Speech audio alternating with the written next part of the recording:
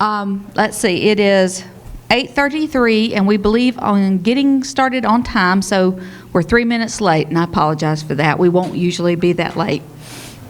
I know, right? Okay, so I wanted to take a minute and introduce myself and my partner here, and then we have something to show you.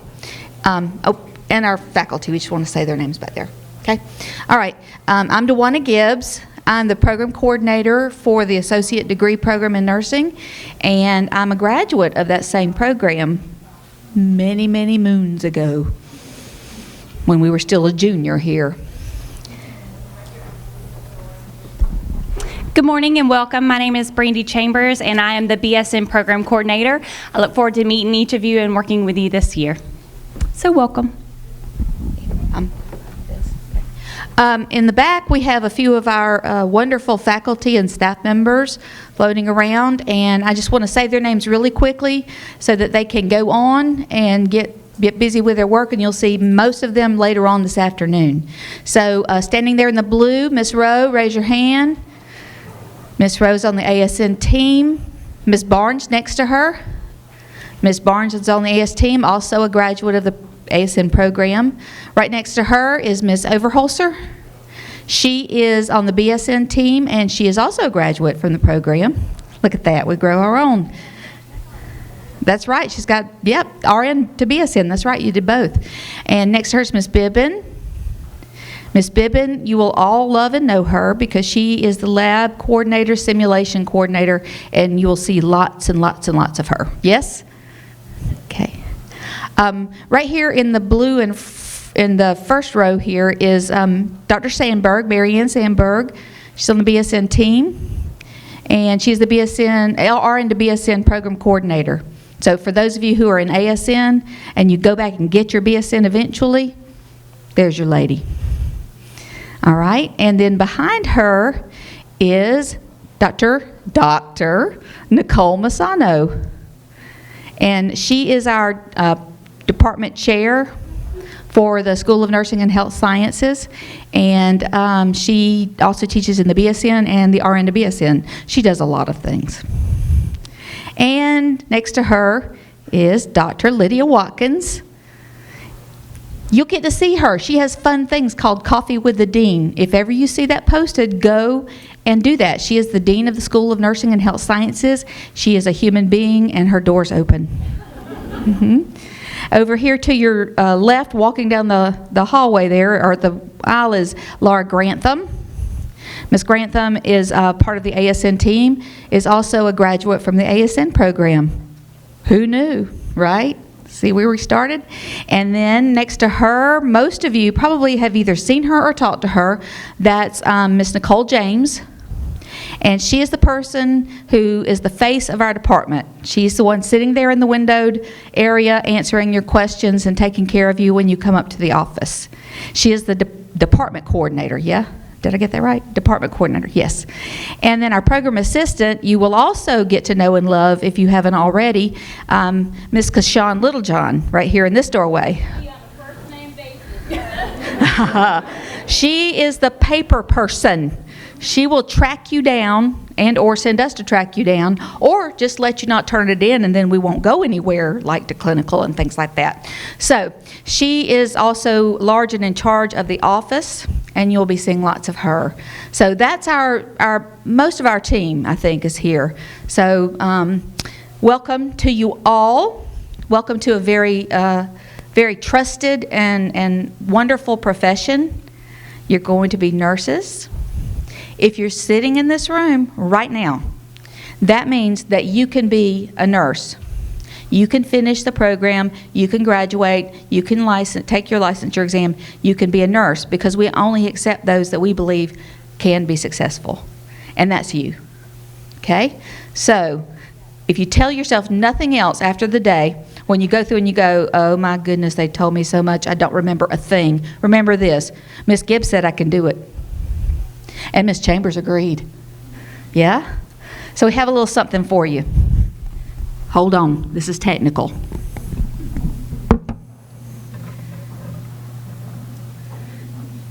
Where did I put it, Miss? Did I put it on my email? It's going to be all up there. Let me just go to just go to the Johnson & Johnson site. I think that'll be the best way to find it here, instead of trying to pull up my email.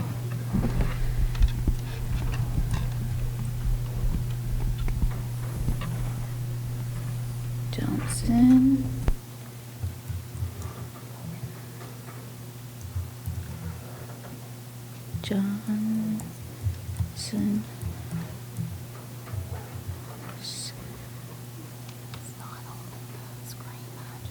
Okay, we'll have to figure that out. Okay. Let me see.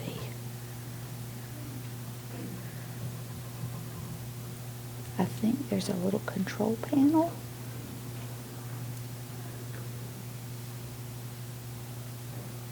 This is the one, isn't it? The very first one. Okay. All right, now we've got the video. Now we just have to figure out how to pull it up on the big screen. Well, why don't we just find somebody? Click. This one.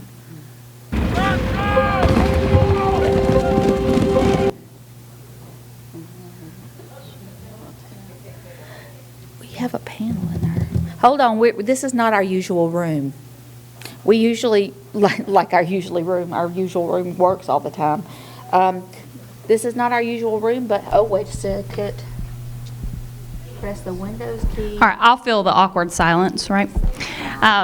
There's a word you will hear over and over again in this program and in your career after you graduate: flexibility, resiliency, a couple of different words, right? So we're going to fill this space, flexible and resilient. I was thinking on the way here this morning, what would I want to say to a group of students who were sitting for their first day of nursing school? Something that we as your faculty have all gone through and been through and witnessed firsthand, the challenges that can bring. Duplicate. And so one of my favorite things to listen to right now is podcasts and things on grit and the study of grit and trying to define what is grit and can you teach it and do people have to just possess it within themselves and things like that. And so the way here I was thinking, what would I tell them? And I would tell them to find that grit within yourself. And in the simplest way of describing that, it's just digging your heels in. When things get tough and you're facing failure or you're facing a plethora of activities and responsibilities, dig your heels in, both of them, if you have both. Dig them in, keep going, and just face those challenges and understand that in this program you will face adversity and you will face things that you think, okay, I was really good at that before, but all of a sudden I'm really struggling. Come speak to us, come find us, let us help you with that grit, help you develop it, help you face that adversity and kind of overcome it. So as my challenge today, and we'll go over a variety of things, but my challenge to you, my charge to you as we're getting started is to become the things you're about to see. Develop that grit, dig your heels in. Do not be afraid to say yes to things, right, that you normally would think, oh, no, I'm not capable, I'm not able, I don't have the skill, I don't have the experience. You have all of those things, and if you don't, you can develop those things, okay? So this is my charge to you. Find that grit, dig your heels in, and welcome. I think you could turn the light.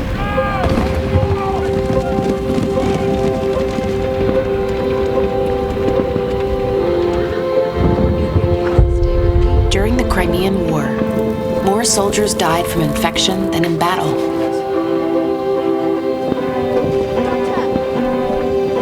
Until a nurse introduced sanitary practices still in use today.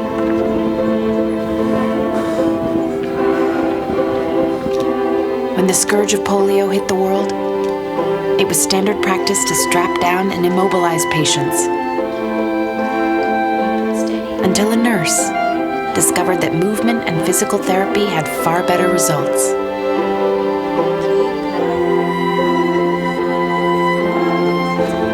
In the 1950s, jaundice was a leading cause of infant death, until a nurse found that a few hours of sunlight could actually cure the condition.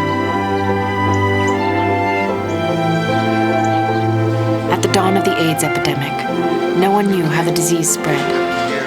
So patients were kept quarantined and alone, until nurses defied convention and embraced them with compassion.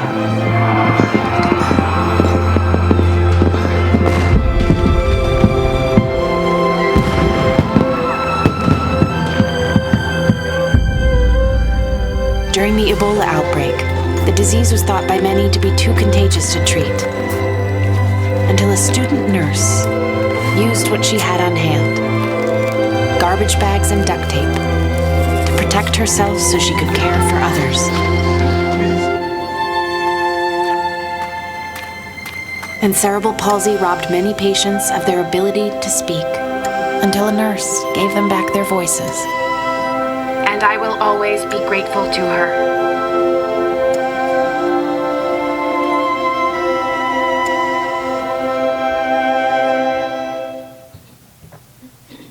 Okay, Ms. Chambers. Okay, so we got you started with a little tearjerker this morning. Apologize for that. But wasn't that a very cool, this is not a touch screen, wasn't that a very cool video? Ms. Grantham and I went to a conference just recently, and they played that video for us, and I needed Kleenex. Yeah? Some of you have that same kind of, the fireworks, and then, oh my gosh. That's you guys. You're going to be working. Some of you are going to be inventors. Some of you are going to be entrepreneurs one day and own your own businesses. And some of you are going to be right there at the bedside at the best times and at the worst times. And that's what nurses do. Ms. Chambers, do we want to do anything else? Along with grit and along with the ability to hold and house such a great responsibility comes certain policies and rules. So unfortunately, we have to go over those with you very clearly, right? We hold you to a really high standard. I hope you hold yourself to that same standard because the profession demands it. Our clients, our family members, our co-workers, the administration, the people we work for, they all demand that high level of respect, that high level of responsibility. So I would like to introduce Dr. Nicole Massano to come forward. She's going to go over some of the main points of our handbook, the things we will hold you accountable for while you're in this program. You will read this handbook. I encourage you to become familiar with it because this is our contract with you. This is how we address issues that come up with patients or actions, so on and so forth. So be familiar with that. Keep a copy with you. You will sign saying you've read it. But we still like to go over some of the main points that we encounter frequently each of the year or throughout the year. Okay. On the computer, or are you good? I do need to. I'm so technically proficient.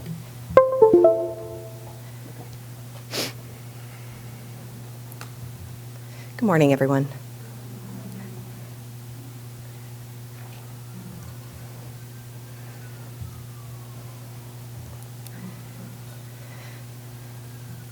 Okay, I have been given the task to go over the handbook with you, which probably isn't the most exciting part of orientation, right? But it's a critical part because this is truly going to be your guide as to what you need to do during the program. It's going to be your reference guide, like Ms. Chambers said. It's going to give you a lot of really important information. Before I start, I do want to actually welcome everyone to the School of Nursing. We're very, very excited. I think all the faculty will agree that you're joining us. And before I get started with the handbook, I just kind of want to explain its purpose. You're going to think, well, this is a lot of rules and things, but the reason we have the handbook is to really have in one place all of the information you guys are going to need for all of the different things that go on during this program. We're putting the finishing touches on it right now, and then it's going to be uploaded into Nurse 1000 so you guys are able to access it. And that should be done by Monday morning, okay? And then can you guys hear me in the back? I don't talk very loud sometimes. Like that back row, can you guys hear me? Okay. We also put it into each of our classrooms in D2L, so it's very easily accessible for you guys. Like Ms. Chambers said, I'm going to go over maybe 5 of the highlights of this handbook, but there's a lot of additional information in it. So once it gets uploaded, I would encourage you to maybe print a copy out and just have it available for you. But if you don't do that, you need to at least go and read through the entire thing. Because at one of your classes next week, you're going to sign a document that says that you did in fact read it, you understand it, and you're going to abide by all of the policies that are in it. Okay? So the reason for the handbook, as you saw in the video, as Ms. Chambers said, nursing is one of the most ethical professions out there, or the most ethical. In order to be an effective, competent, and safe nurse, you need to be professional. You need to have a high ethical code. You need to be responsible. And you need to be accountable for your actions, right? You're going to be taking care of human beings, and that's a huge responsibility. So all of these traits are things that we need to teach you in this 2-year time frame that we have you. There's a lot of coursework and that kind of stuff that's involved in nursing, right? You're going to be going to classes all the time. You're going to clinical. You're doing simulations, all of that kind of stuff. And that's what we think of when we think about becoming a nurse, right? Okay. There's this whole other side to that. It's about teaching you to be a professional. And that's just as important as all of the coursework. When we talk to employers, when we talk to our clinical agencies, we get a lot of feedback saying that they love coastal nurses. They love our students, and they hire our students above students coming from other programs in the area because of that level of professionalism.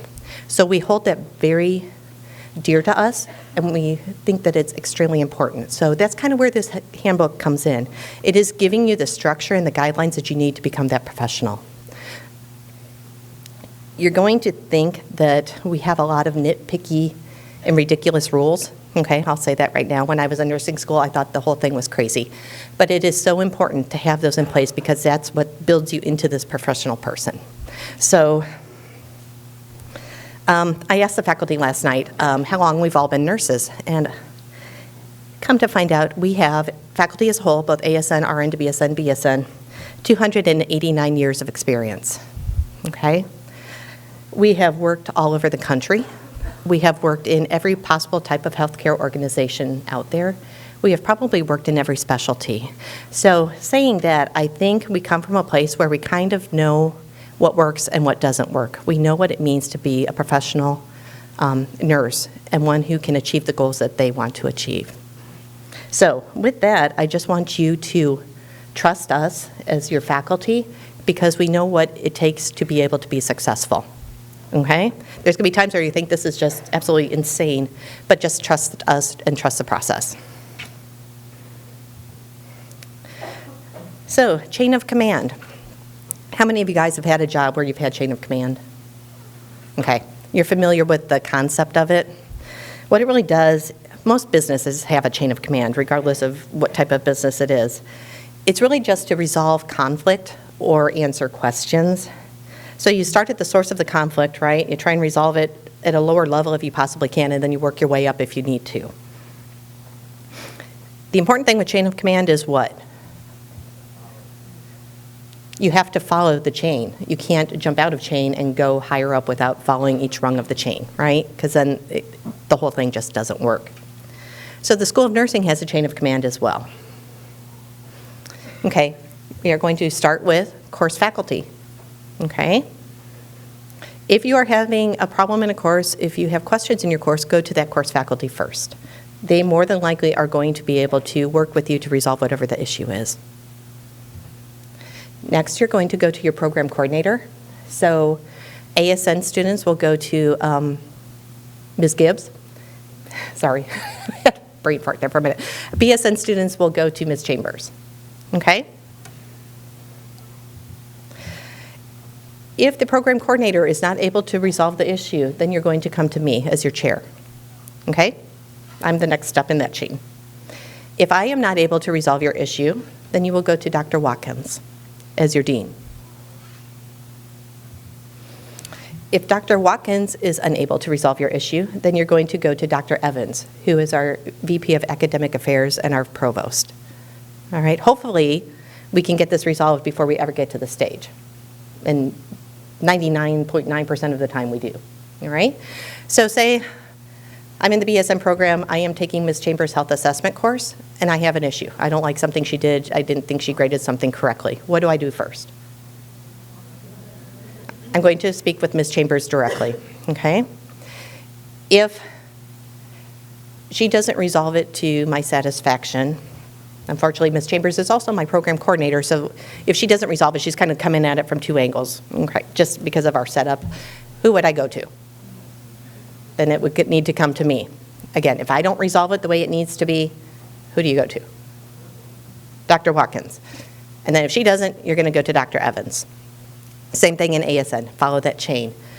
But say you have an issue in Nursing 1111, and you go right to me. What am I going to do? I'm sending you right back down to speak to your 1111 faculty before you come to me.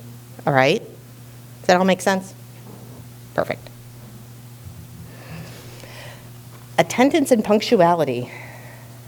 One of the biggest parts of being a professional is to be on time and be prepared and be engaged in what you're doing. This is really important to us, and we take it very seriously. So there's a lot of information in the handbook about being present and being on time.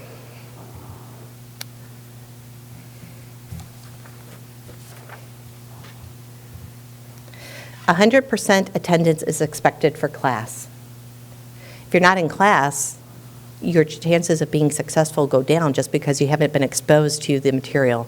And our classes are very dynamic, they're very active, they're very engaged. It's not just somebody lecturing. So you may be able to get lecture notes, but you may have missed half the class on when you're actually applying that information. So getting half of it is doing you a disservice. If you're there, then you're able to look at information in a new way, and you're actually going to learn new ways to think about information. We're building your critical thinking skills. So that's why we want you to be there, okay?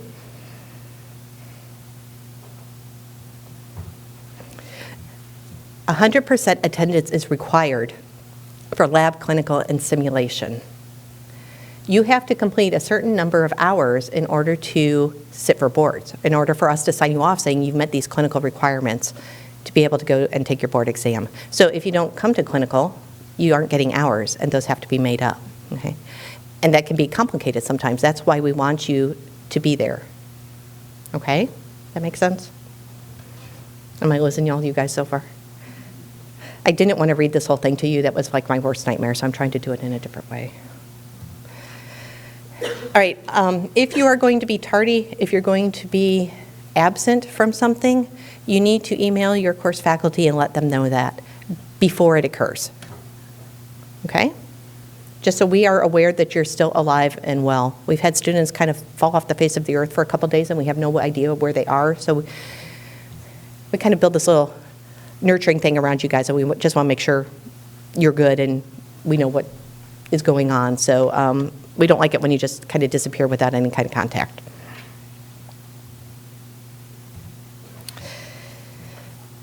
Okay, testing. A whole lot of what we do in this program is testing, right? Have you guys read the things on, I don't know, Instagram and Facebook where nursing students take more exams than any other degree? Like a ridiculous amount. That's not anything to be afraid of, it's just part of the process. Why do you think we give you so many exams? Prepare you, absolutely. And what do you have to take after you graduate from this program? You have to take your NCLEX. So in order to get you to be very, very good test takers, as well as learn the material, obviously, we're trying to prepare you to be successful on the NCLEX, okay, which is your licensing exam. So we have lots of specific rules on how we conduct testing.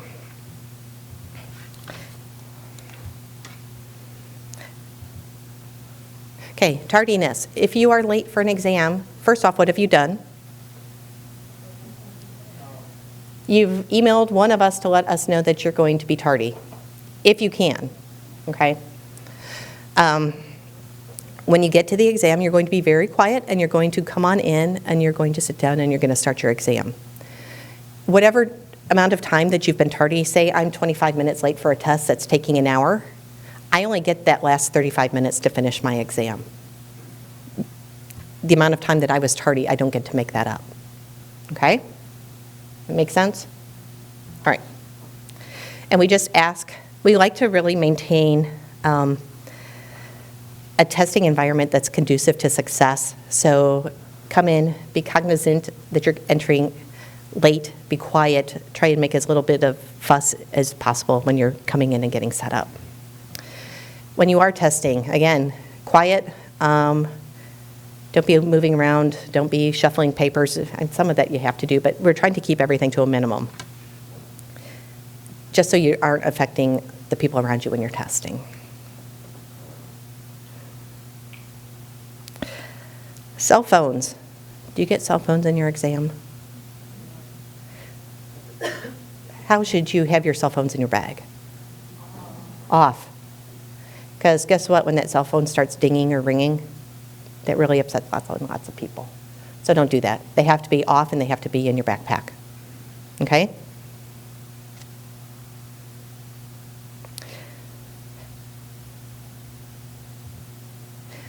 Electronics. With all of the new technology coming out, we periodically have to adjust this process. So smartwatches are not allowed during exams. You have to, and we'll talk more about smartwatches actually in a couple of minutes. Regular watch, or I'm assuming most faculty put a clock up on the screen so you're aware of what time it is and when the exam is going to be over. Okay, so you really don't even need a watch. And obviously computers, tablets, all that good stuff is not allowed as well. Calculators, you're going to be doing lots of medication calculation. You may be doing other calculations depending on what class you're in. We provide the calculators, so you don't even need to bring those to exams. Okay? Questions on this one? There are additional things in here. These are the high points of this, so that's why I want you to go back and read this as well, just so you're aware of everything.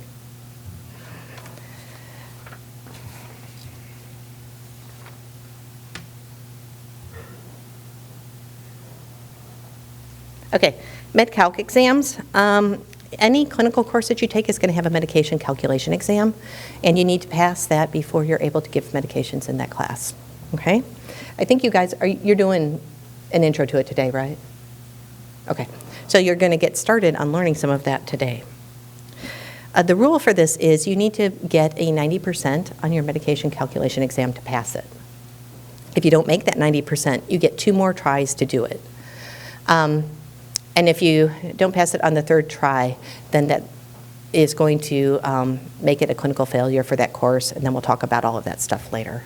Okay? So you get 3 tries to make a 90%.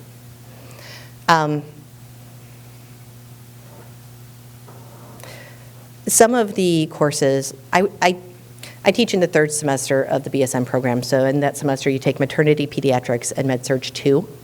3 very different courses, so each course has its own set of Med-Calc questions within one exam. You have to pass each of the 3 of them with a 90%, okay? Do you have any that are the same, Ms. Gibbs, or are they all combined within one? Like in BSN 3rd semester, we have, OB has like 7 or 8 questions on Med-Calc, then PEDS has 7 or 8. They're separate categories that they each have to make, they have to make 90% on each of them. Okay, so ASN is integrated into one, all right? Your medication calculation exam is also 2% of your exam grade, which we'll get into in just a little bit as well, okay? The score you get on your first exam. HESI exams. Many of our courses have what we call a HESI exam. You guys took the A2 to get into the program, right? So it's, HESI, they have all kinds of different exams. The A2 is one of them, but they have class-specific exams that we give to you guys for a variety of reasons. We really want to get you prepared for the NCLEX, but it also gives us a lot of information on how much material you've retained, how you're able to apply it, how well you're doing within that particular course. So some of our courses have 2 exams, so you'll take one toward the end of the semester. Based on that score, you get a remediation report telling you where you're strong and where you're weak. The weak areas, you're able to have a couple of weeks to review, build up that knowledge base, and then you take another one either right before finals or during finals week. So you have 2 different tests. We take the score of the best of those 2 tests, and that's a score we enter into the gradebook for your HESI exam, okay? Some classes, which Patho's one that only has 1 exam. So pathophysiology in BSN, in ASN only has 1 exam. So we don't have that remediation part to that exam. Whatever you get on that particular test is going to be your score in the gradebook, okay? I don't expect you guys to remember all this. I'm just saying it once, so this is your first introduction to it, okay? I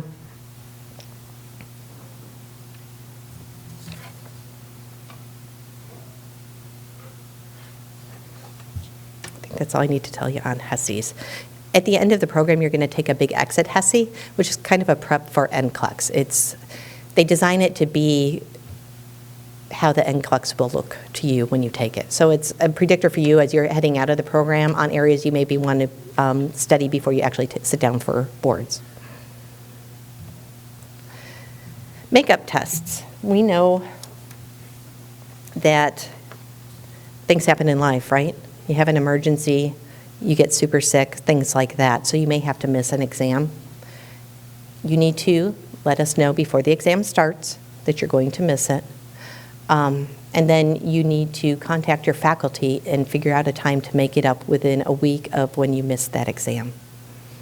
Right? That is your responsibility to contact faculty and get that set up. Okay? Test review. Many of your courses will offer a test review. So once everybody has taken the exam, faculty will schedule a time for what we call test review.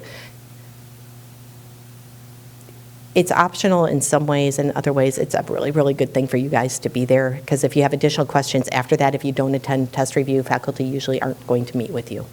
So I would highly encourage everyone to do it, because it also just helps you learn in a different way.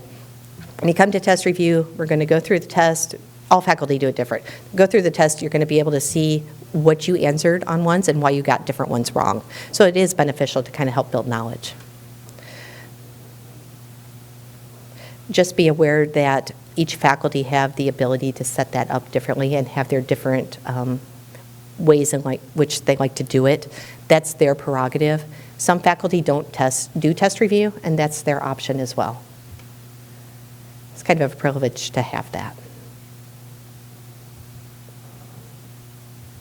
All right, grading on tests, and I really want you guys to understand this because it may be a little bit different than what you've been used to previously. Our grading scale, 90 to 100 is an A, 80 to 89 is a B, 75 to 79 is a C. Anything under 75 is not passing. Okay? That's in the handbook. That'll be in all of your syllabi. You need to get a 75% on all of your exams to pass your courses. Okay?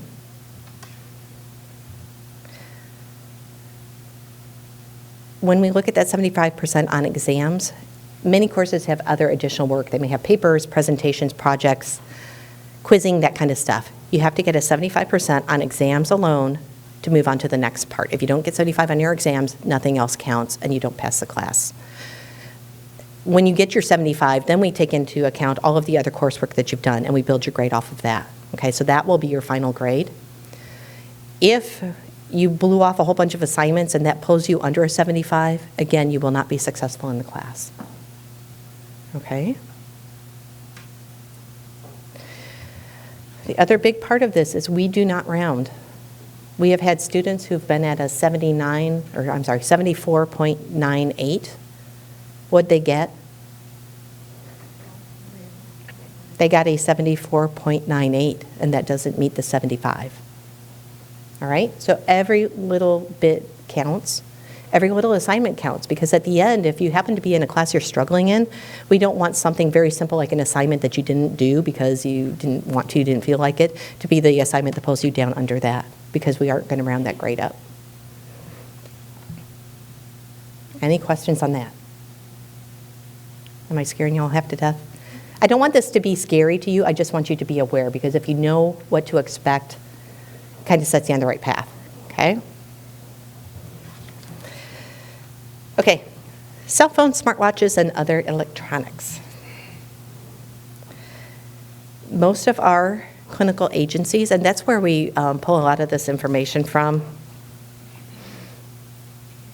don't like students to have that, and they don't allow students to have that. In class, and we're going to talk about each of these separately, just there's so much new technology coming out. It can be a really good thing. It can be a really bad thing. It just depends on how you're using it. So, what the handbook says, in class, you can certainly have your computers out to take notes, right? Obviously. Should you have your computer out and be scrolling through Pinterest or shopping for a dress or looking at sports scores, watching a movie, any of that kind of stuff. No, because you are not actively engaged in the class at that point, okay?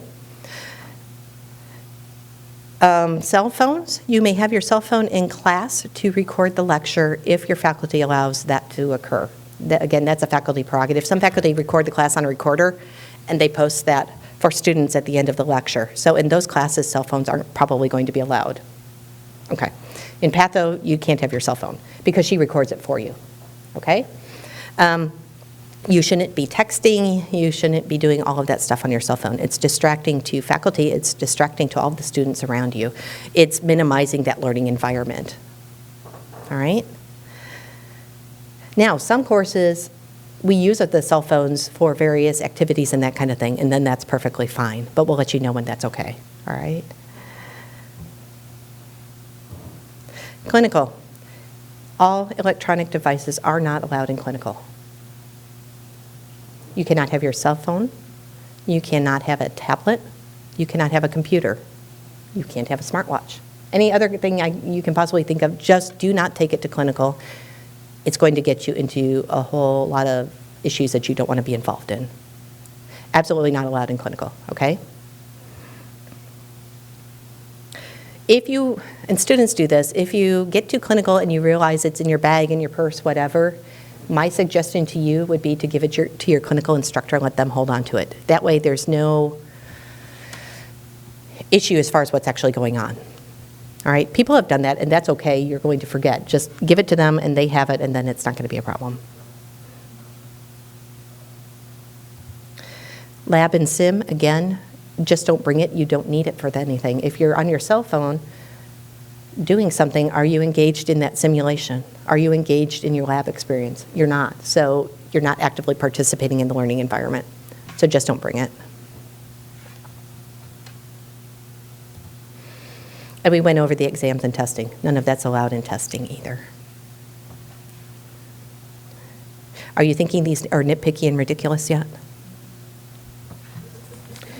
You will at some point. It's okay. You're not going to hurt my feelings because it truly is. At the end of the program, you're going to understand why we've done all of this. Because I'm always amazed at how many times that somebody comes back to us and just says, we prefer your grad so much over. There was actually a hospital, we had an advisory board meeting last spring, and the nursing educator and the director of the hospital were talking to me, and they said they don't even recognize another school in the area's graduates. They don't hire them. They hire ours because you guys are at such a level above them, okay? As far as professionalism goes. Okay, alerts, warnings, and contracts. We know that there's going to be things, especially you guys are new, right? You're learning all of this new information. You're learning all these policies and procedures. There's a lot going on. So we know that there's going to be times where you may kind of stray a little bit. And so we have a process in place to kind of remediate you, educate you, and try and get you back on path. All right?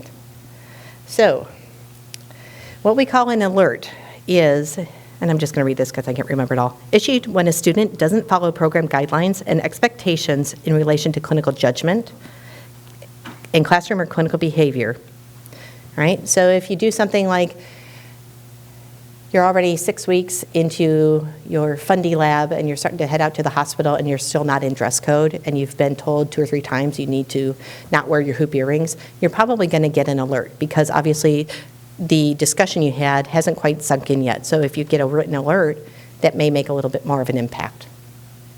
Okay? If you're tardy to lab, you may get an alert just because you've been tardy and you didn't let the instructor know ahead of time. Okay? Sorry, so alert. Warnings are kind of a step up from an alert. What it actually says in the handbook is a warning may be issued when a student has prior written alerts, lacks significant clinical judgment, so you do something a little bit more crazy in clinical that maybe you shouldn't have done or followed instructions the way you should have, or exhibits radically unprofessional classroom or clinical behavior deemed greater than an alert. So say you are a no call, no show to clinical, what do you think you're going to get? You're going to get a warning. If you're a no-call, no-show, if you were out working and you were no-call, no-show, what would happen? You get fired, okay? That's why that would probably be a warning. It's more than, I'm going to be late and I followed the process, or maybe I'm going to be late and I didn't let the faculty know. That would be an alert. If you just never show up, or if you show up 4 hours late, well, one, you're going to be sent home, and then you're probably going to get a warning, okay? So there's degrees of different things, and we really take the time and we discuss amongst faculty where we think that lies, all right? So we try to be as fair as possible. Contract, all right, so you've had maybe a couple of words, maybe a warning. It seems like there's a behavior that just keeps continuing, or you're doing a multitude of different things, and we've had many discussions, and it just doesn't seem like it's getting better. A student can be put on what we call a contract, where we have very, very precise expectations and rules as far as what you can and can't do. Now, this is very far down the road. This doesn't happen every day. It does happen, but it doesn't happen every day, okay? So the program coordinator will sit down with you, and a contract will be written out as far as expectations. She's going to go over it with you, and then you're going to sign it with your knowledge of, you understand that this was what this is. If you break anything in that contract, you will be dismissed from the program, okay? So this is, we're getting really serious when we're at this point, okay? Ms. Gibbs, if I'm forgetting anything, holler, please.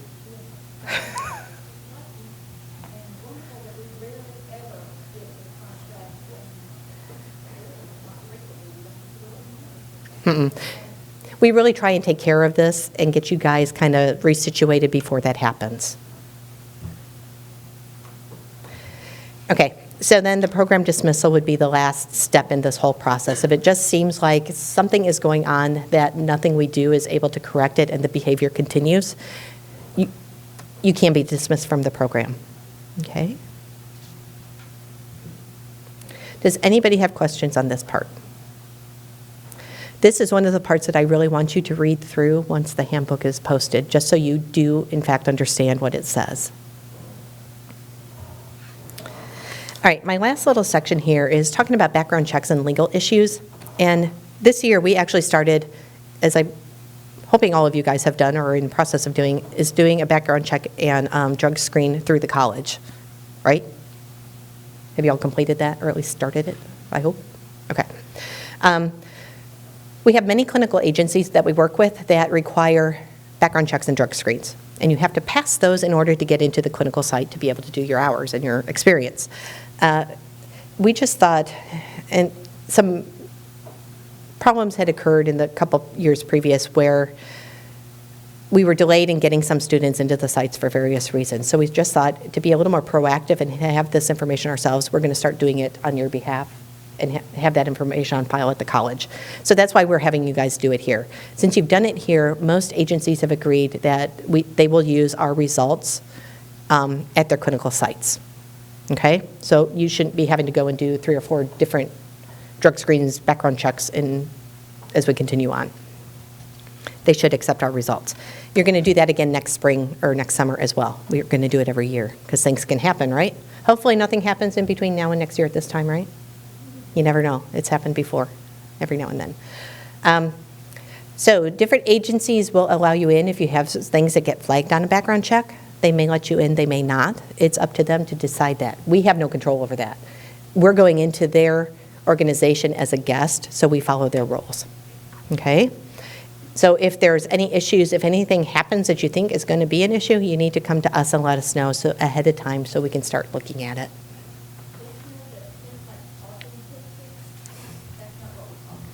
Now we're talking much grander than that. Misdemeanors, some of them do show up. Some of them agencies are okay with, some of them agencies aren't okay with, and it depends organization to organization on what they're willing to accept. Any kind of a felony is going to be a little bit more involved of a process. There will be felonies that you probably aren't going to be allowed into clinical sites. Things like DUIs and that kind of stuff, they're going to look at very closely. Okay? And then, so that's the clinical component of it.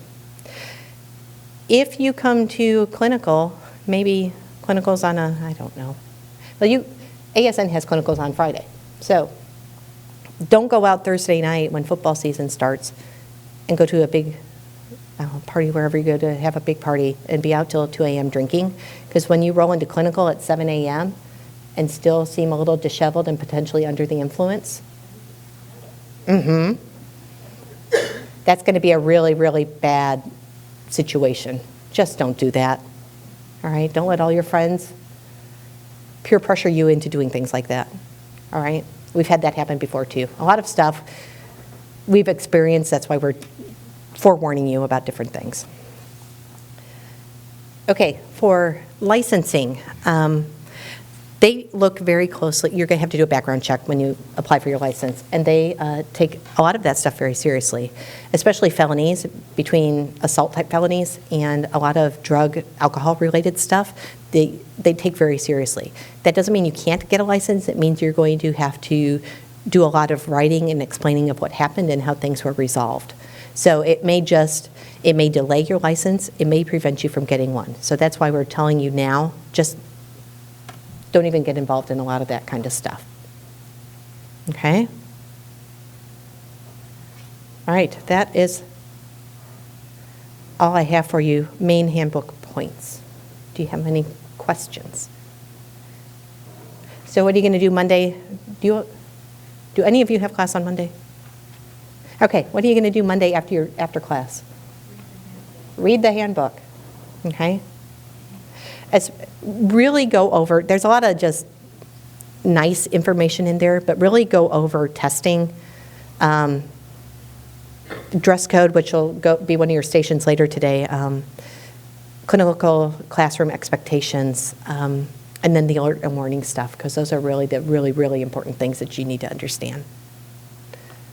All right, again, I know that wasn't the most exciting presentation, but we really are very happy that you guys are here. And don't hesitate to let us know as you need things as you're continuing on with this program. All right? Okay.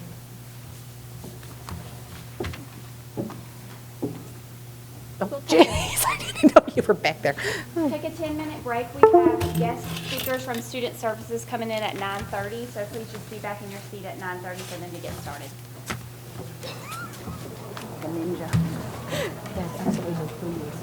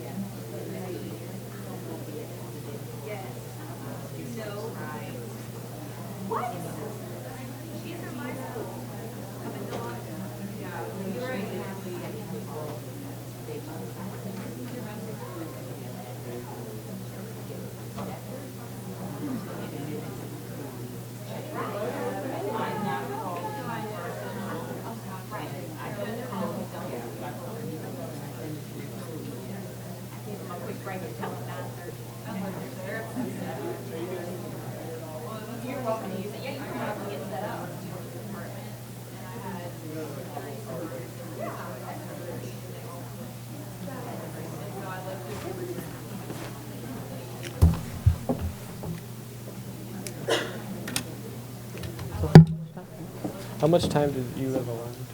I had 30 minutes, but also you can have 45 if you want Okay. 45 because one of our things fell off, so you're more than welcome to take the full 45. Okay, And if you perfect. go over 45 that- minutes at max. And I'm not using a microphone. You don't have to. Do you want the lapel thing? You don't want that? It's all in there's these. I don't mind holding it. Okay. All yours. And then you can have the backup one for me to add in. They're my support system in case. that's right. We're really supportive. It's just you do it. You- We'll give Brian the mic. Yep. Ryan, her, and everyone. Yeah, they're everyone's all VIPs here. Yep.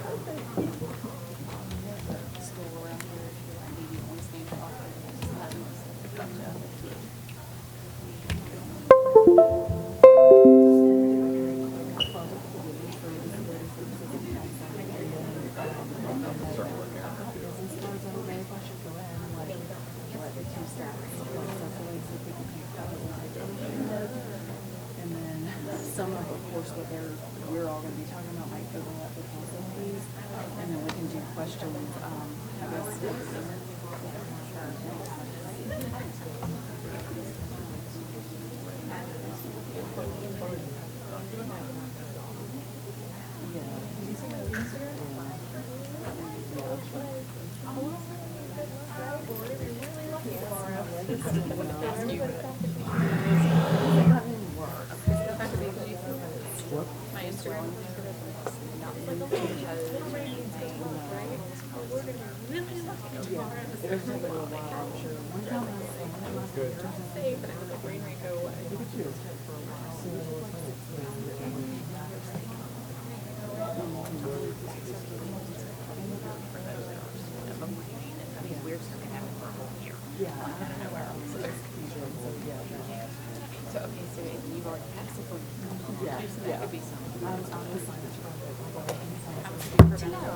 And I kind of modified our old presentation.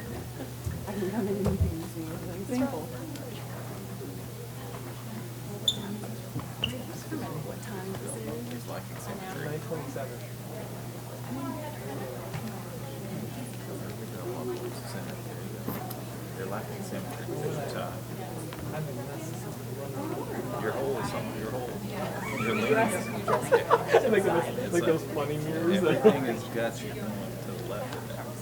Do you feel numbness or tingling in your left eye?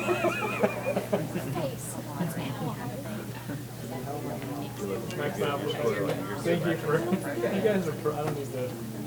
We're here for you. I'd like to. I tested the anonymous.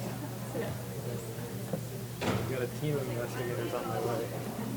When his location's take him into custody for false report of a crime. Felony false report.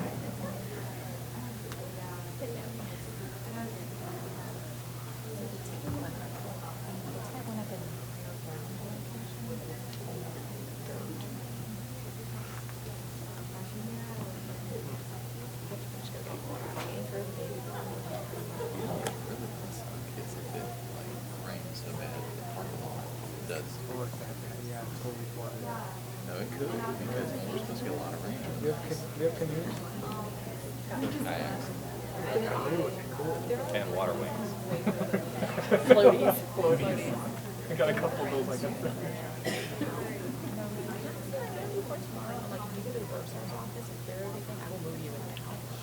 Yeah. I do have two. Yeah. Get some of those inner tubes from like some of the waves. These huge, like swollen. But if we can pop those like yellow duckies, like so they just float. Toy bags, I guess, with the name. That's the thing. Toy bags. Even if this is odds and works, it works in the afternoon. That's okay though. We're getting most dead by. Whatever you gotta do.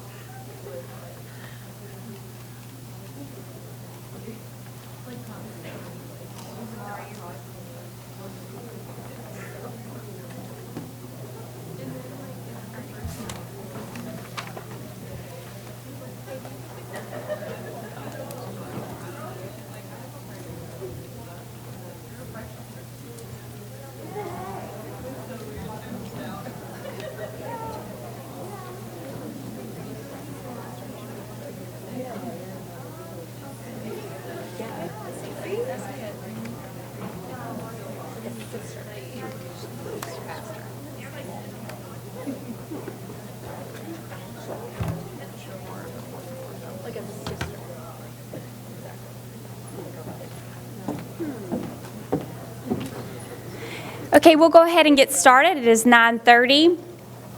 I want to introduce our wonderful student services team. Each of them will bring a different aspect of the resources that are available to you on campus. And I just want to say, when I asked them to come speak today, they were more than willing to come. So can we just go ahead and give them a warm welcome and a round of applause? Okay, all right. Hello, everyone. We're so happy that you're here. I hate microphones, so I'm going to try to just project. Really quickly, I'm going to introduce myself. I'm Jennifer Zach, and I'm the Director of Counseling and Disability Services here at the college. And I'm just going to briefly talk a little bit about disability services and counseling that we offer here that are available to students, and then I'm going to let the other part of the team take over. So basically, if you're a student that has a disability, if you had a 504 plan or an IEP in high school or K through 12 and you want to continue that service here, we do provide accommodations for students here at the college. A lot of people don't know that. Or even if you have a disability and you've never been served, my office can help you with that. So to receive services, students do have to self-identify. So they come forward, they tell me that they have a disability. Disabilities don't just include physical impairments. It could be PTSD, anxiety, depression, diabetes, whatever's impacting your testing, your grades, that kind of thing. So come forward, email me, ask for an appointment. You would bring documentation from your doctor, psychologist, whatever the case may be, and we would have an intake appointment with an interview, that kind of thing. The important thing to know that I want you to take away from this is having accommodations does not impact your ability to graduate. There's no overlap from your disability file and your academic file, and it does not affect your job placement. So please, if you need services, please reach out for help, and your faculty are more than supportive of this. The other thing, and you'll see some overlap between counseling and what we're going to talk about with the other topics, but we do provide counseling that is free, it's confidential. There are licensed therapists available in my office, and you wouldn't be surprised to know that some of our best students that are the most involved and at the higher levels of learning, those are the people that are coming to counseling because they know that it helps. So it's, like I said, confidential. No information is ever released about you without your consent. Your faculty won't know that you've come. We keep your counseling record locked up and in a separate area. It never overlaps with your academic record. And so all you would have to do to make an appointment is email counseling@ccga.edu. And so what I'm going to do, I'm going to circulate 2 stacks of cards. One of them is for counseling. Even if you don't think you're going to use it or need it, please take a card. The other one is my business card that you would email if you want to inquire about disability services. So if you've got questions, I think we're going to do some questions at the end. But then if you have some questions about disability services and want some privacy, it's probably best to email me. But does anybody have a question that they really want to ask like right now? Okay, so I'm going to circulate these, and then I think we're going to go over to the group. Okay. Great. Thanks, Jennifer. Hi, everyone. Good morning. My name is Dr. Michael Butcher. I'm the Assistant VP for Student Affairs, Dean of Students, and Title IX Coordinator. First of all, I am so happy to be able to talk with you all here. It is such a big deal for you to be sitting in these seats in this great program that you're involved in. So we want to talk to you about a few different important topics on this campus of what we do here concerning really two main areas about our behavioral intervention team, and if there are student conduct issues, what you should do about those if they come in front of you. But first I want to just talk very briefly about what our behavioral intervention team is. It is the group that you see standing here. We sit from all areas of campus and we get together and we talk about students of concern that we're worried about. And so I want to take just a moment for each one of them to introduce themselves. I'm Brian Seif. I'm the Chief of Police here at the college. My name is Herman Vargas. I'm the Assistant Vice President for Academic Student Engagement. You've already met me. Jennifer Zach, Director of Counseling and Disability Services. Lacey Kondracki, Associate Director of Residence Life and Housing, Deputy Title IX Coordinator. So we have assembled quite a team here to make sure if there's anything that's small where we're worried about a student or something large that occurs, that we can sit down, we kind of have no silos or issues, and we just kind of talk very frankly about how we can provide a web of support to that student for them to be successful, or if they're dealing with some personal issues. So I'm going to start with story time, and I know I do this sometimes, and I've got a case study that actually relates directly to what you all do in the program you're in, to kind of set the stage for some of the topics we're going to talk about today. So this talks about someone that is in a nursing program, and his name is Carlos. And it actually comes from one of our training textbooks that we do for behavioral intervention team. So if you don't mind, I will give you a short case study here. So imagine Carlos comes into academic advising and tutoring help for his anatomy and physiology class. This is a required course for nursing students. It is a difficult course, and about a third of the students find the course so hard that they have to take it a second time in order to achieve the required C grade to be accepted by the nursing program. Carlos has failed the first test and shares his worry about being kicked out of the nursing program due to a poor grade. Staff encourage him to study harder and to perhaps visit the campus tutoring center to assist with his studies on a more regular basis. He tells them how important the nursing program is to him and that he's always dreamed of being a nurse. Carlos says that he has been increasingly anxious in class and struggling in the lab assignments. On the dissection project the next day, he runs from the classroom in a state of panic, worried he's going to make a mistake. He doesn't show up for the next week and misses a study session before the second exam. The faculty member opens the following email that a tutor had sent them on his phone. Carlos puts in this email, "Thank you for trying to help me. I have failed and I am a failure. I don't know what I will do, but I wanted to thank you for your kindness if I don't see you again. Please donate my lab dissection tools to a future needy student. I won't need them. Goodbye." So let's say you as a student had received this as a text message from one of your fellow classmates. What do? You've got this information about someone that you know in your program, and you're obviously worried about them because this can be interpreted in a couple of different ways. What is Carlos truly trying to say in this email? We're not sure, because it could be, one, is Carlos just dropping his class because he just doesn't think he can do it? Or are there some insinuations that he may harm himself in this process because he feels like he's that big of a failure?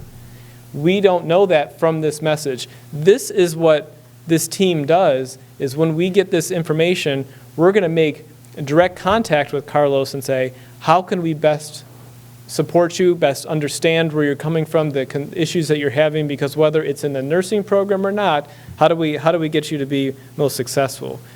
So when you see some of these pieces where he says, I don't need this information, or I don't need these equipment anymore, goodbye, I'm leaving the program, that gives us some clues about different levels of concern for him. So we've gone through a number of training to say, from different scales, how do we now respond to this level of concern? Because it would be a potentially immediate concern. We have to make sure Carlos is okay, because we care about him as a person, number one, and then we want to make sure he's successful as a student.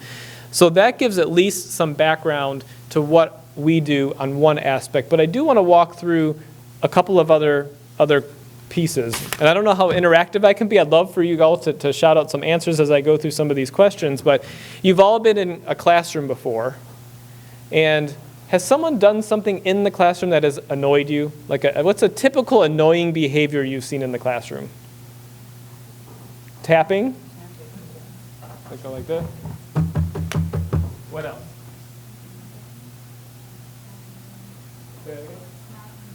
Smacking gum. And that's very bothersome, isn't it? Have you been in a classroom where sometimes the person's talked too loudly or interrupted? Maybe you or maybe the faculty member, right? Maybe they're also on the opposite end. You've seen some students that they're just not engaged in class. They're very quiet. You've never seen them participate. They don't seem interested. They just seem like, I don't even know why I'm here. Maybe you see students answering phone or text messages. They forget to turn their ringer off in the middle of the class, and that just interrupts the campus environment. I want to show a little bit of an escalation of concern. Those are just annoying things, right? Where typically the faculty member may have a conversation, or if that person's annoying, you kind of have that, hey, can you quit tapping your pen? I'm having a hard time paying attention, right? And so maybe not necessarily reportable, but if it continues and they're not listening to you and they're being belligerent about it, talk to your faculty member about that. But let's take it a next step further. We've talked about annoying things. What have you seen? Have you been in a classroom where someone's been disruptive? I'm going to use that big word, disruptive, in the classroom. And I define disruptive as it really impacts the regular operation of the classroom. Have you seen that happen before? If you haven't, that's good. So give some examples to what this particular means. Someone just decides to yell or get angry, and for no reason. Maybe it's a heated topic in the classroom and there's a strong engagement and discussion, which can be good, but sometimes that can rise to the next level where they're overtaking the conversation in the classroom and not letting other people talk. Maybe they're actively distracting students, making fun of somebody. They can't focus on the class to that level and they repeatedly keep doing that, and that's a concern.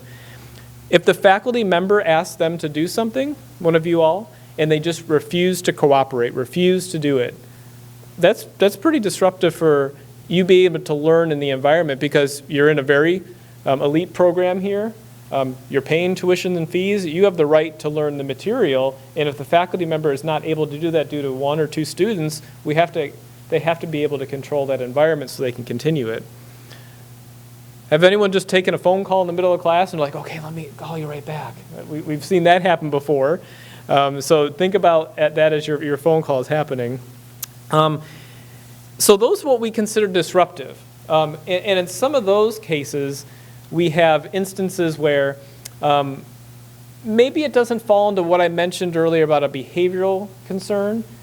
In one sense it does, but the other sense, we have a policy in place for a code of conduct that it's a disruptive, disorderly conduct, as our policy. So if you're disrupting the classroom, you can go through our conduct process in order to make sure we find out what happened and we hold the individual accountable, because we want you to be able to learn in a good and safe environment. Okay, so let's take it to the next level here as well. So threatening and concerning behaviors. So a little bit of what we talked about with Carlos earlier on is our concern about that, where he has shown some issue, maybe not in the classroom, but outside the classroom. If many of you are living in housing or off campus and somebody talks to you and says, like, maybe you've been really good friends with them and they've just changed their behavior. They've become more withdrawn. They're not hanging out with you. They're not going to the beach. They're not studying like they used to. Maybe they're becoming critical of themselves, critical of others. And maybe they have maybe the intent to harm themselves.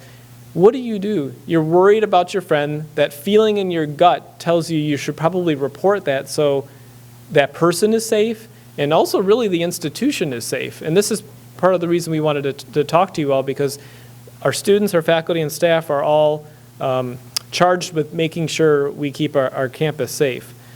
So if you see some of these larger behaviors, this is where you want to immediately call 911 or campus police to respond immediately to some of these, whether it's on or off campus. Some of maybe the lower pieces that we've talked about that maybe isn't to this high level, we'll show in a slide later that we've got a BIT email, online form you could submit. You can call me, you can call campus police, and we also have an online anonymous form through the campus police website if you don't want to give your name, because you're worried about that. We've heard that from students. Just give us the information and we can respond to that.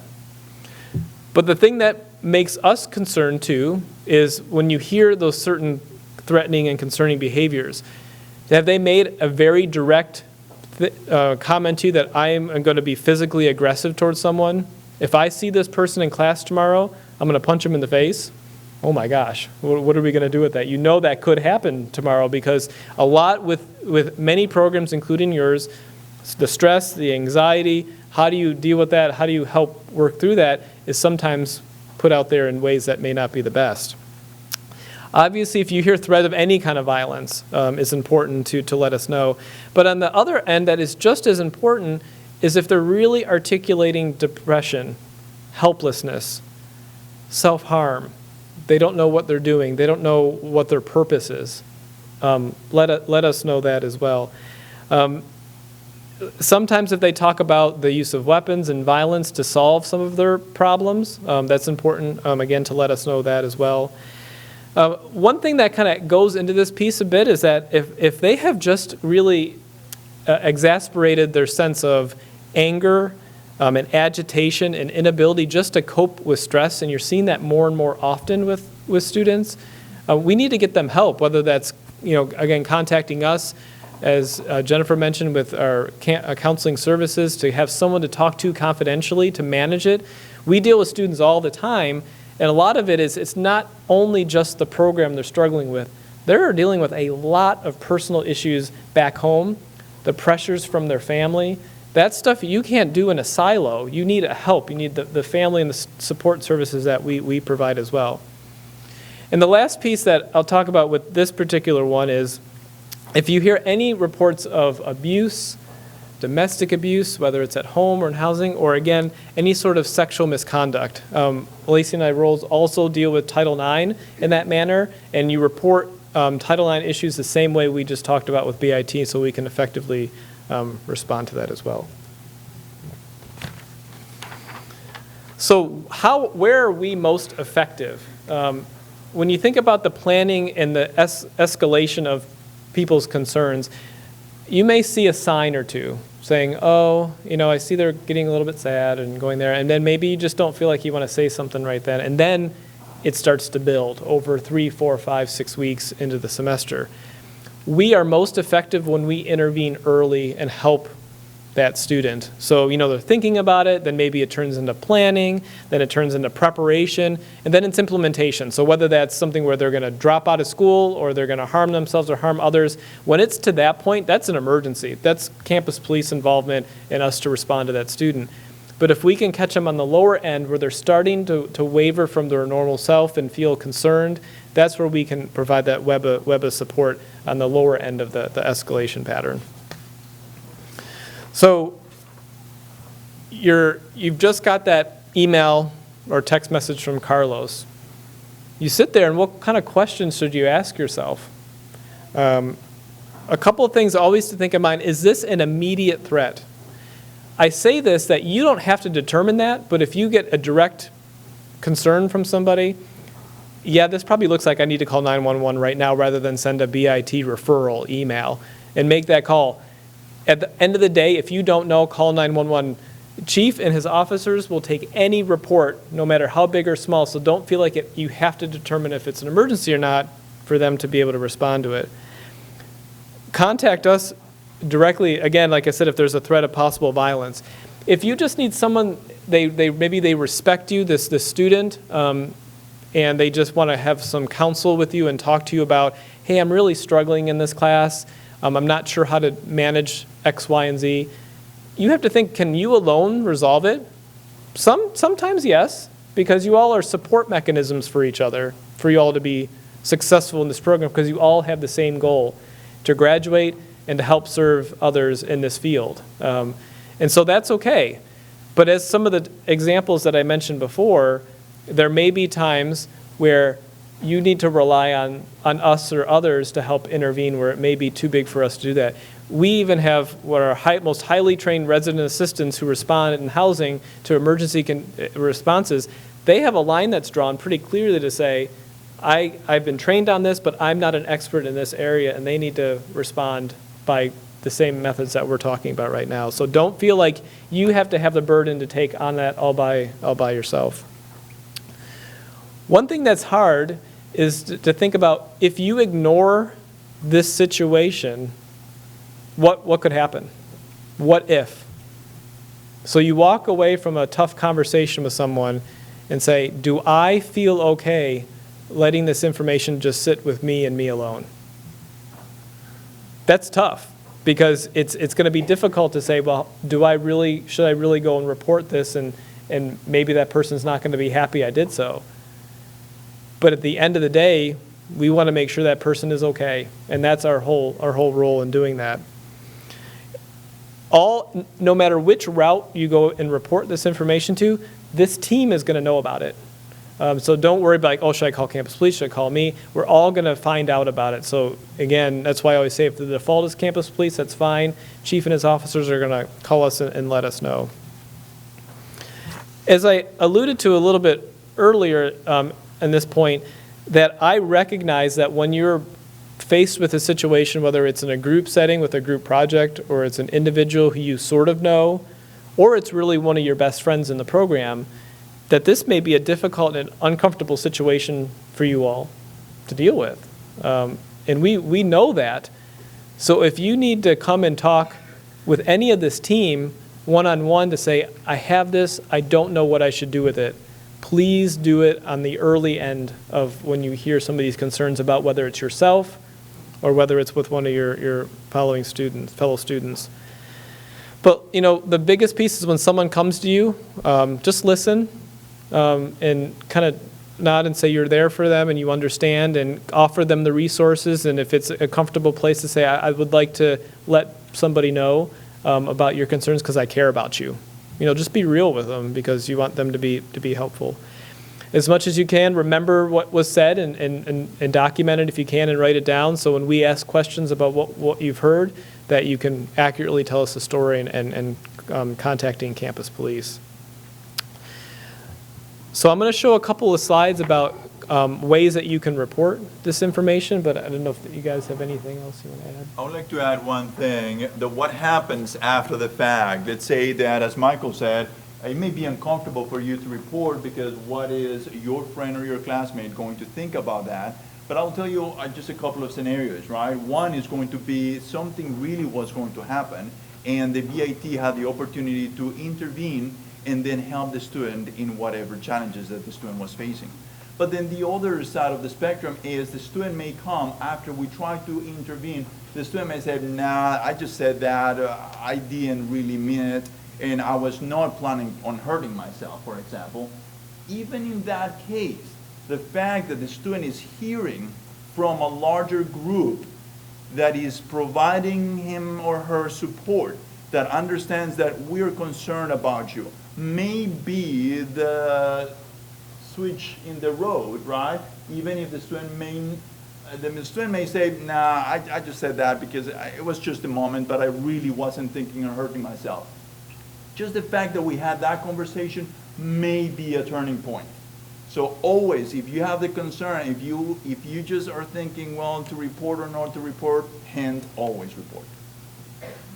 That's exactly right. And I think to that point, we have had a lot of good referrals over the years that we've served in this capacity, and we also have a very safe campus from a code of conduct standpoint, because we do have these conversations with key groups on campus, and so we want to continue to do that. So no, I appreciate that. Anything else for you guys? Let me show this real quick. Oh, there you go.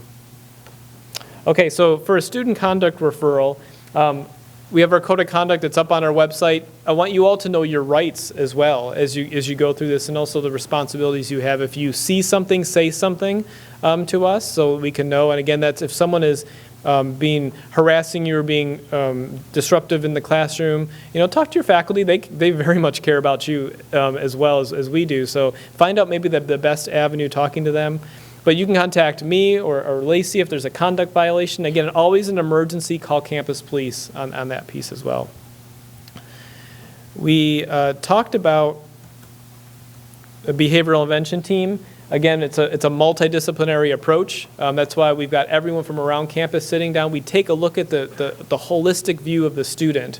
And we have a responsibility to bring a lot of things to the table, so we just don't say, well, this student acted up.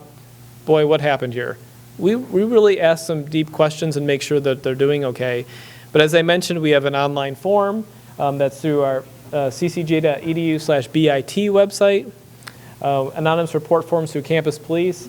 You can email bit@ccj.edu. That goes to me, Lacey, and Jennifer, so we all will get that and respond appropriately. You can email me directly if you'd like. And also can call 911 or my office line. So we want to give you as many resources as we have as well here.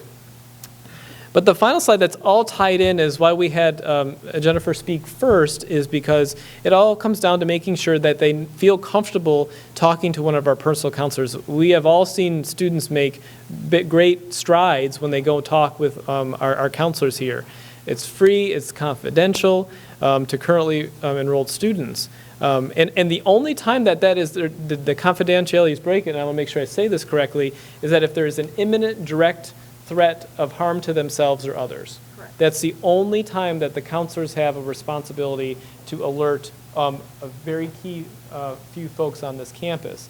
But if you just want to say, I'm mad at my classmates, I'm unhappy with X, Y, Z, they can't share that. It's completely confidential. So it's sometimes just a good place to vent about your frustrations you're having or your struggles that you're having. You can receive many counseling sessions. We have 8 sessions up here, but they're very flexible with that if needed, depending on it. But then they also have off-site resources to provide as well. Again, to reiterate, very separate files from your academic transcript and files versus your counseling, and then they're destroyed 7 years after last contact. And if you ever need anything released, counseling needs to have your signature, and you have to understand what you're signing off if you want any of your files or records shared, and that's really important. But we have 3 amazing counselors on our campus, Jennifer, Cheryl Van Dyke, and Elaine Latimer Tandy, who does just a great job. So please feel free, even if it's just one time, or if you do multi-sessions, it's a really great resource for any of our students, and not just for you all in this program. So, any final remarks from any of you all before we go to? Okay. I know I've said a lot, and I wanted to make sure we got a lot in before we left you today, but we understand that some of these topics are sensitive, and it may be hard to talk more in the open to it, but we're really here to ask any questions that you may have about whether it's conduct, BIT, Title IX, counseling, disability services, just that part. That's one half of what Student Affairs does. We do a lot of other stuff, the fun stuff. The programming, the activities that we all want you to be engaged in during our weeks of welcome coming up the next couple weeks and throughout the semester. But I want to open it up to the floor of questions that you may have.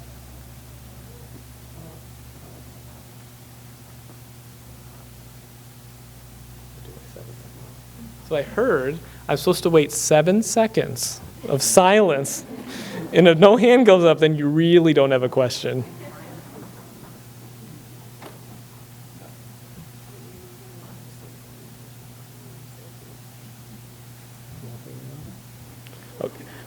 Okay, I don't think we have a question out there. That's okay. No, we hope that we convey the information appropriately, and that's all good. Why I think I say that, and I preface when I open up for questions, is please, after this, if you walk away from your orientation and you have questions that you didn't feel comfortable raising your hand in front of the whole group, please let us know. Honestly, we'd rather get that question answered early on in the beginning of the semester rather than waiting for it to be too late. So, all right. I think that's all for us. My gosh, we really appreciate your time, and you guys are just awesome, and to be into this program and what you're doing for nursing field in general, we really appreciate it, and we look forward to seeing you walk across that stage of graduation when you get done. So thank you so much for your time.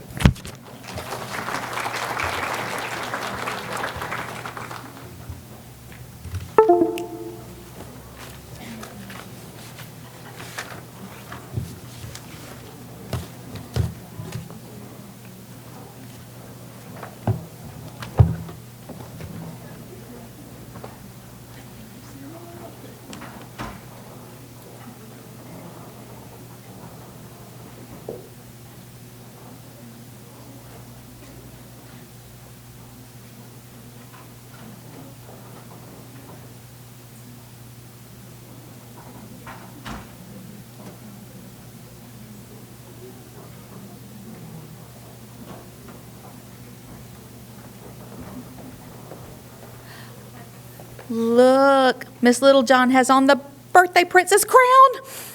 Yay!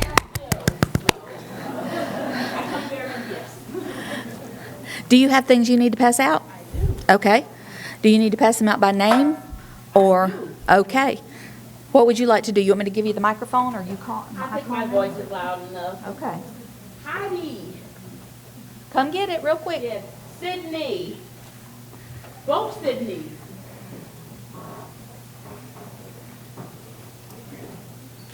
Kelsey.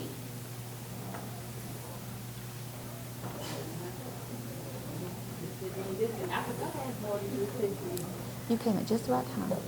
Jerry. Cheyenne. Kenton. Rebecca. Madison Merritt.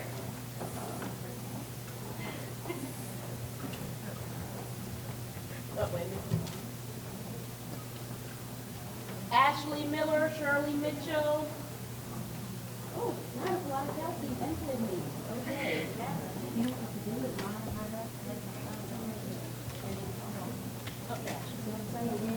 Nia.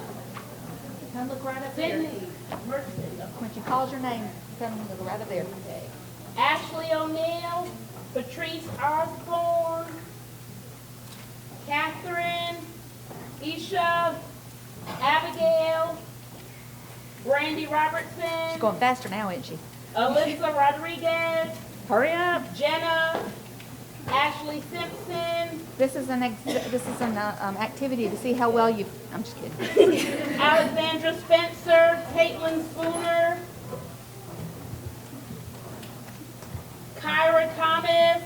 Cameron Van Horn. There's a lot of y'all with the same names this year.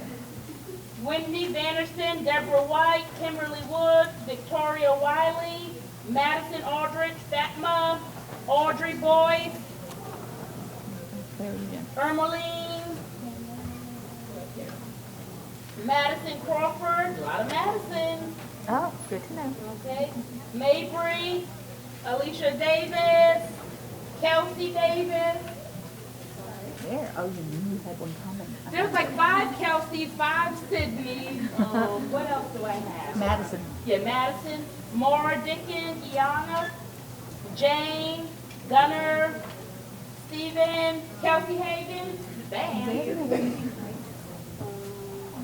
Mabry. Oh, I didn't call that. Christy White, Emily Harris, Stephanie Hawk, Alana, Lakeisha, Lauren.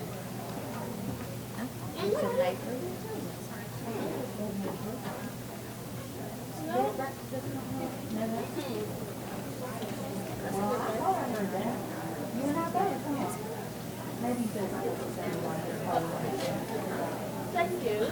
Okay. As our next crew makes it to the stage for your next exciting adventure, I wanted to tell you just real quickly, this is the first time that we've combined both of the programs into one orientation. We did that for a couple of reasons. One is time management for us, makes sense. But the other is because you look around you, you are all going to take the same licensure exam. You are all going to be practicing nurses. See, that's your positive thinking, right? Sometimes there seems to be some question about the level of difficulty of one program or the other. They are both hard. I'm sorry. The rigors are different, but they're both hard. So if you see one of the poor BSN students looking like they're slaving away and you walk up and go, you should see what I'm doing. ASN student says that. They're doing something equally as difficult, just maybe a little bit different. So you're all one big group of nurses. Yes? All right? Some of you are starting out as ASN and will go on for your BSN, maybe. Eventually, you're all going to be taking care of patients, and that's what we want. Safety, caring, that's another thing that kind of you have to have. If you're in here for just the money, you're in the wrong place. I know you need the money. You're not going to work for free. I know that. Right? But if it's just that, you might want to find something else. In the meantime, is Ms. Barnes? She's coming in the other. Okay. All right. Stand up in your seats for just a second and stretch, just for a second, so you can get the blood going again. You've been listening for a while because you got to get your brain ready. Because now we're going to do the medication calculation. That is not the same as math. Remember, some of you might be afraid of math, and math is not the boss of you. So we don't do math, we do medication calculation. Okay. This is easier to either you have to stay right there or use that, or Okay. the lapel somewhere around there. Well, I think we will. Go sit back. It swells much more.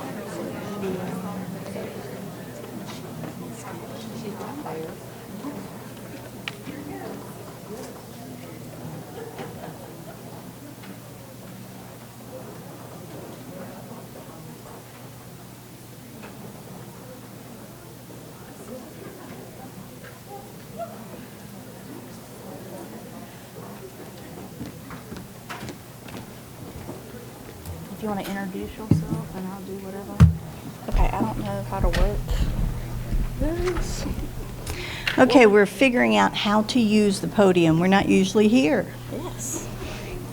In case you forgot, I'm Dr. Sandberg. I'm in the BSN program. And for those of you in that program, you will see a lot of me in the beginning. Very soon. And this is Ashley Barnes. She's in the ASN. And are you first or second? I'm first. And she's first level as well? Yes. Oh, these are always fun. So we are going to talk about med calculation. This is always something people freak out about, okay? So we want you to be nervous about it a little bit, okay? Because this is really crucial. Why is it crucial? You can kill someone, exactly. We do not want that to happen. No killing people, that's a bad thing.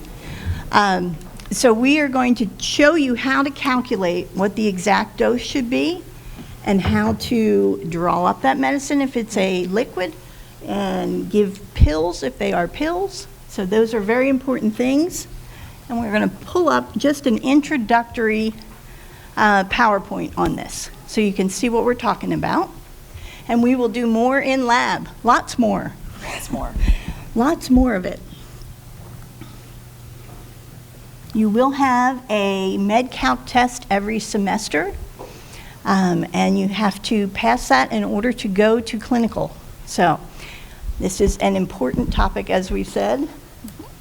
Do you have the lapel? That's fine. What you looking for? Okay.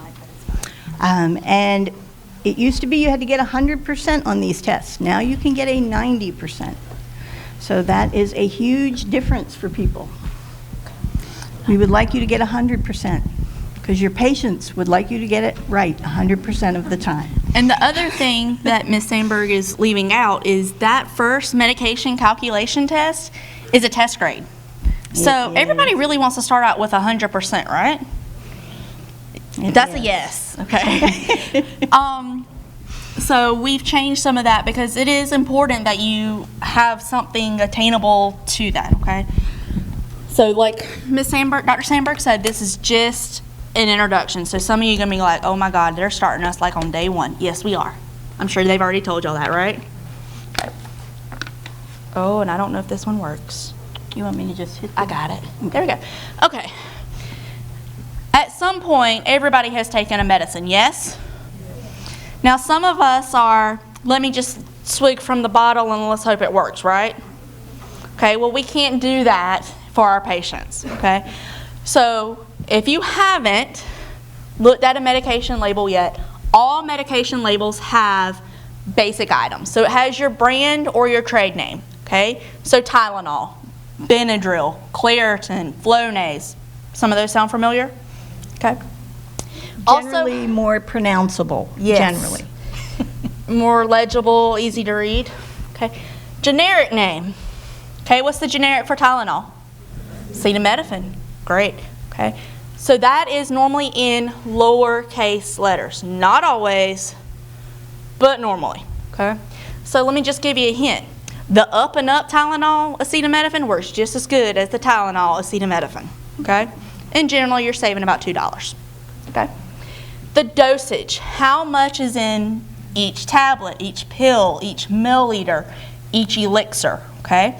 Normally in milligrams, grams, some form of measurement, okay? The form of the drug, is it a tablet? Is it a liquid gel? Is it a capsule? Is it an elixir? Is it topical? Is it a suspension? Yeah. Is it suppository, rectal or vaginal? You know, so you have all of these things. All that is on your boxes that you get, right? Normally we're just like, tell me how many I have and how fast can I take it. Okay. Expiration date. Yes, meds expire, okay. Don't take them.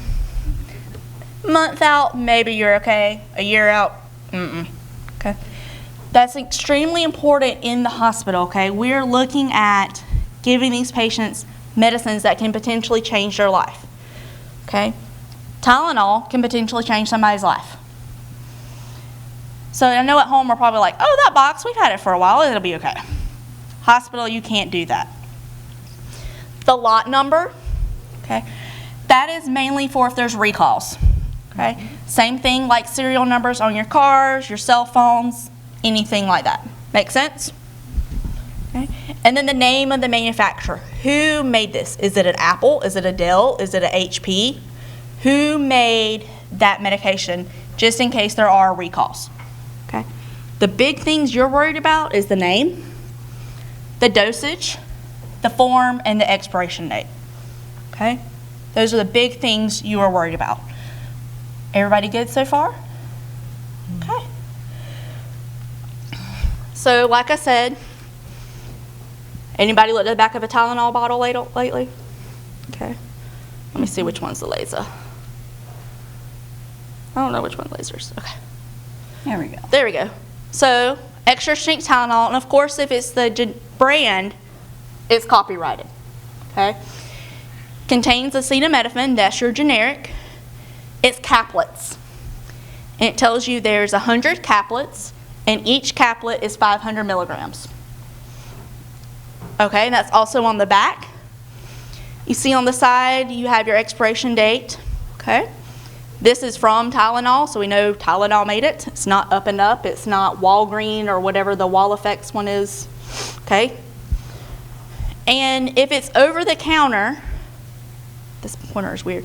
It's going to tell you your directions. Take 2 caplets every 4 to 6 hours as needed, no more than 8 and 24 hours. It gives you the directions there, okay? At the hospital, who's giving us the directions? Pharmacy and who else? Your healthcare provider, okay? I know everybody's like, doctor, healthcare provider, okay? Because we have PAs, physician's assistants who can give us orders. We have nurse practitioners who can give us orders. So on our test, you're going to see healthcare provider gives X. Okay? Do you want to talk about lisinopril? Sure. Oops. I don't like this thing. Okay, so this is lisinopril. So you can see that, I'm not good with the pointer. This is nice and big, you can see it. It's 2.5 milligrams per tablet, and it says 1 dosage card of 30 tablets. Now, it also has where's our little expiration date? Way up there, it looks like. So it looks like our expiration date, boy, that's hard to see. Is that 8 of 08. 8 of Yes. 08, okay. Well, what do you think? Are we going to give it? Nope, not at all. Now, I know that there are some, like she was saying, you can kind of fudge a little bit at home. You cannot fudge in the hospital. 8 of 08 is really out of date, okay? We'll be having a talk with the pharmacy about that. But if you're looking for your expiration date, and then you are looking for anything else that you need to know. Sometimes if you have to reconstitute a medicine, it'll come in a powder form in a vial. It will tell you on there how much you have to use of what kind of liquid to reconstitute it. But that's a little later. A little bit later. A little bit later. Well, let's go ahead and get these out. Okay.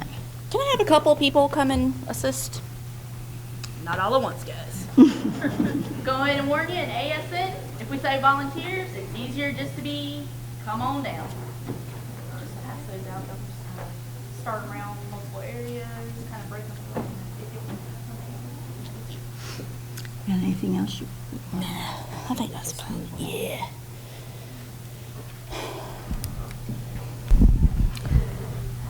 Okay, guys, so while they're passing out some pieces of paper, what that blue sheet of paper has is our medication calculation fundamentals / nursing 1 rules, okay? How many of you have taken chemistry?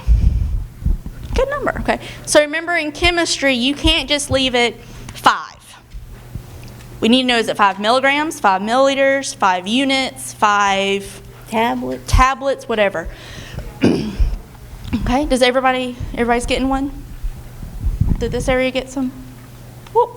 Raise your hand and pass them around, guys. There's a whole section in the back. And some in the front. Some in the front. I know we printed enough.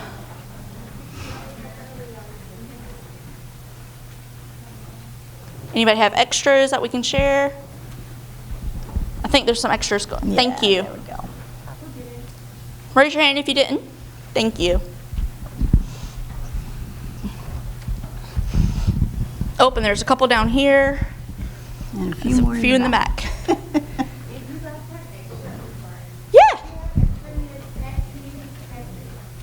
Does anybody have extra in the stacks that we can move forward? Nope, There's coming behind you right there. Because we printed 130, so we should be good.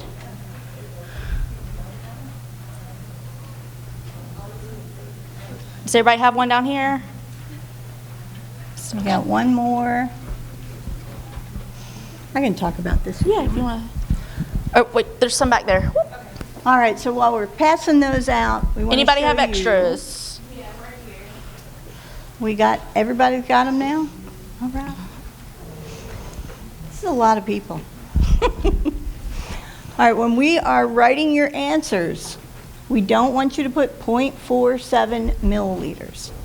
We call that a naked decimal. You have to put the 0 in front of the point. Because why don't we want it to just be 0.47? What could that look like? 47. Could look like 47. That is, if you were giving 47 when you're supposed to give 0.47, that is 100 times. Oh, more than 100. Yeah, 100. Yep, 100 times, I think. 100 times your dose. We do not want to make that mistake. And this is actually, I believe, This is a Joint Commission standard. So this is not our rule. This is the hospital's rule. So you need to put 0.47 so everyone knows that it is less than a milliliter. No trailing zeros for a similar reason. So we're not going to put 1.20 because what does that look like? 120. So you want 1.2 milliliters. You will hear that over and over again. No trailing zeros, no naked decimals. Get that into your brain now. you will get the answer wrong if you have a naked decimal or a trailing zero. So, And like Dr. Sandberg is saying, this is not a CCGA nursing wants to be mean. Okay, this is a joint commission. Have any of you heard of joint commission? Okay, some of you who work in hospital facilities or long-term care have heard of joint commission. Joint commission is the accrediting body who regulates care for your hospitals and your long-term cares. Okay, what they have found through many, many years of accrediting hospitals is these are types of things that cause patient harm and miscommunication. So if joint commission says do it, we have to do it. It's not a if, and, or but, okay? Make sense? And y'all be hearing more and more about joint commission until you decide to retire from nursing. And even then, you'll still hear it. Okay. Part of using medication calculation is pretty easy if it's just a tablet. Here's your tablets. Take your pills. Or if it's an elixir and it comes with your little dosage bottle, like for your children's medications, here you go, take it. But in the hospital, we have lots of tools we can use to decide and discern what we're going to give our medications with. And what you're looking for with this is accuracy. Okay? So what I did here, sorry if the picture's a little bit blurry, we have different types of syringes. This is a unit syringe, okay? You do not have to worry about units this semester at all. Okay, so never, ever, ever in nursing 1 or fundamentals should you use a unit syringe, correct? they might in Fundy. They might in Fundy. ASN you won't, okay? You also have a 1 milliliter syringe, or you may hear us call it a TB syringe, or tuberculin syringe. A 3 milliliter syringe, a 5 milliliter, 10 milliliter, I believe that one's 25, and then this is a piston syringe, okay? What I've done over here is I've shaded, or actually I drew up 1 milliliter in each thing. Okay, so all of that is 1 milliliter. Which one's the most accurate? The smaller one, your TB syringe or even your 3 ml syringe, okay? Because you can really see that 1 ml. On the 25 and the 10, it gets a little bit harder, yes? And then on the piston, it's not even possible, okay? So you want to be able to use the tool that's going to give you the most accuracy. Does that make sense? Okay, and some of that is through trial and error. You're looking at it and you're like, oh, there's way too much in this 5 milliliter syringe. So some of these things, trial and error, but think about what gives you the most accurate answer, okay? Now for my BSNs, you're not going to use that unit syringe because it does not say milliliters Yes. on it. Same thing for ASNs. So when we get there, we'll talk about that more. But you're not going to measure up a milliliter in something that is measured in units. You're always measuring with what you want to get, not a different measurement label. Does that make sense? Are we all following? Okay. And I know that y'all have had a lot of information thrown at y'all already this morning, and you still have the whole afternoon. So we are going to review this. ASN it will be Tuesday in class. BSN it will be Wednesday in lab. Okay? Mm-hmm. And you will get this PowerPoint. So I know some of you are snapping pictures and things like that. You'll get it. Okay? So we've talked about some of the rules. Okay? These are also printed on the blue sheet that we distributed. Okay? But we just want to talk about them and why. I'll do oral if you want to do liquid. Okay. So with your oral medications, tablets will be in wholes or halves, okay? That is the easiest way to accurately dose your tablets, okay? Because we can pretty easily split a tablet in half, yes? Okay? Now, let's think of bread. Bread's a pretty easy analogy. If you cut a piece of bread in half, that's pretty much half, right? For the most part, if you have a good knife. If you cut it in fourths and you have a bad knife, like a butter knife, everybody knows what a butter knife is, right? Is it kind of in fourths? Maybe. If you try and cut it smaller, is it in eighths? I think that's half. Is it in eighths, really? No, okay. So for us, tablets will only go to the half, okay? That is the most accurate we can get. If you have it to where they want to say give 0.25, a quarter of a tablet, Think about how small some of our tablets are. Have y'all seen the itty bitty tablets? Can you really get 0.25 of that tablet? No. We need to talk to pharmacy. Okay, let's see if we can get a different pill or route, something. This is not going to work for that patient. Okay. Liquid oral medications, so our elixirs, our suspensions, think of your children medications. They are going to be rounded to the nearest 10th, okay? Because you can see to the 10th position on a syringe, okay? And this is mainly for your elixirs, okay? Dr. Sandberg's going to talk about your injection medications, things like subcutaneous, intermuscular, okay? So we're going to switch. So just like we talked about earlier about the syringe sizes, you're going to choose the correct one for your dosage. So if it's less than a milliliter of medication you're giving, you're going to choose that 1 ml syringe because it's measured in hundredths. So when you round that answer, you would round it to the hundredths place. So, and you only round once. Don't, like when we get to the tenths, when we use more than a milliliter, we're going to use a 3 ml or maybe a larger, usually the 3 ml is your best one. And then you round to the tenths because that's how the syringe is marked. So we're rounding to what we are going to use, our tool that we're using. Now when you round to the tenths, you're not going to round to the hundredths and then round to the tenths. You're only going to round one time. So with our hundreds, that's fairly easy. So here we go with the 1 ml or tuberculin TB syringe. So you are going to look at which number to round. Hundredths is going to be 0.2 places. So what number am I looking at that I have to use to gauge what that hundredths place is going to be? 4, right. So I'm going to look at the 7 and I look at 4. Is it going to round up or down? Or stay the same or round up? Okay, so we've got 0.47. That's going to be impossible to find in a 3 ml syringe. But in a 1 ml, you can do that. It's tiny. You got to get real close, especially if you have old eyes, okay? But you can do it.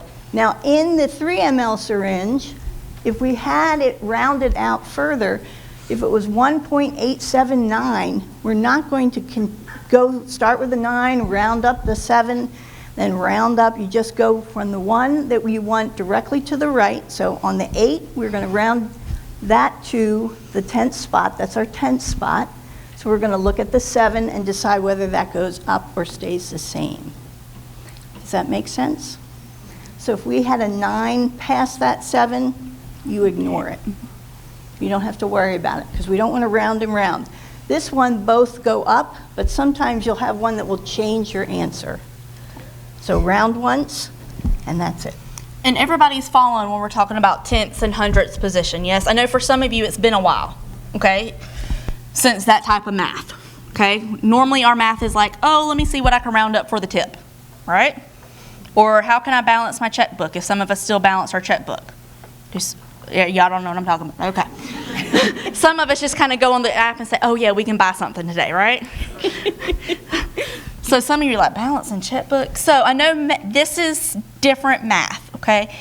We have resources on campus to help you with this, okay? So if you're struggling with math, we have the attic, we have tutorials and things like that. Get help now, okay? Because for ASN, there will be a math problem, at least 1 to 2, on every single test. Every test, okay? BSN, you have probably usually about 3 or 4. Okay. So generally you get really good at this. Mm-hmm. And people are like, yes, the math problems, I can figure those out. Simple, it's just math and I can figure it out and we're done. Mm-hmm. But you will have them every test so that you keep in practice. The other thing is we're going to tell you how to round, okay? We're going to tell you to round to the 10th or we're going to tell you to round to the 100th, okay? So you don't have to remember that. Yay. The other thing that is not up here that just changed recently, National Council of State Boards of Nursing. Have they talked to y'all a little bit about them? Okay. So the National Council of State Boards of Nursing, they were the people who regulate nursing schools and make that big test that y'all are going to take in 2 years called the NCLEX. Have you heard about that? Yes. Well, they recently came out, and a couple of us were at different conferences, and they said, we tell them what to round to. We're like, okay, cool, we're doing that. They also said, we tell them what they're giving it in. So we used to say you had to write 1.8 mLs. And if it didn't have mLs, it was wrong. Point blank wrong. Your labels were wrong. National Council says we give them the labels. So when you're in your NCLEX and the answer is 1.8, it already has mLs at the end. So all you really have to do now is get the math right. Right? This is a big yes. Okay, talk to the seniors who have gotten things cut off and lost points for having no labels, okay? Because in real world, you're going to know that you cannot draw up a tablet in a syringe. Hopefully. You will by the time you're done. Don't try that. Don't try that, okay? So that is something that we have recently just changed, so that's why it's not on the PowerPoint. But when we post the PowerPoint for you, I will have it there as a reminder. Sound good? Okay. So, it's not just normal math. We have different math, okay? Oh, some of y'all remember this? Oh, I hear groans already. Okay. You do have to remember conversions, okay? We are not going to give you conversions. You have to remember those, okay? So, 1 gram is 1,000 milligrams, yes? Okay? 1 milligram is 1,000 micrograms. And I know there's fun mnemonics that show you how to go from, I can't remember those. I just know these. Okay? If you know those, got them like the back of your hand, don't worry about this slide. Okay? 1 liter is 1,000 milliliters. Yes? So in a 2-liter bottle of Coca-Cola, how many milliliters do we have? Look at y'all. Y'all are passing math. All right? 1 kilogram is 2.2 pounds. Okay?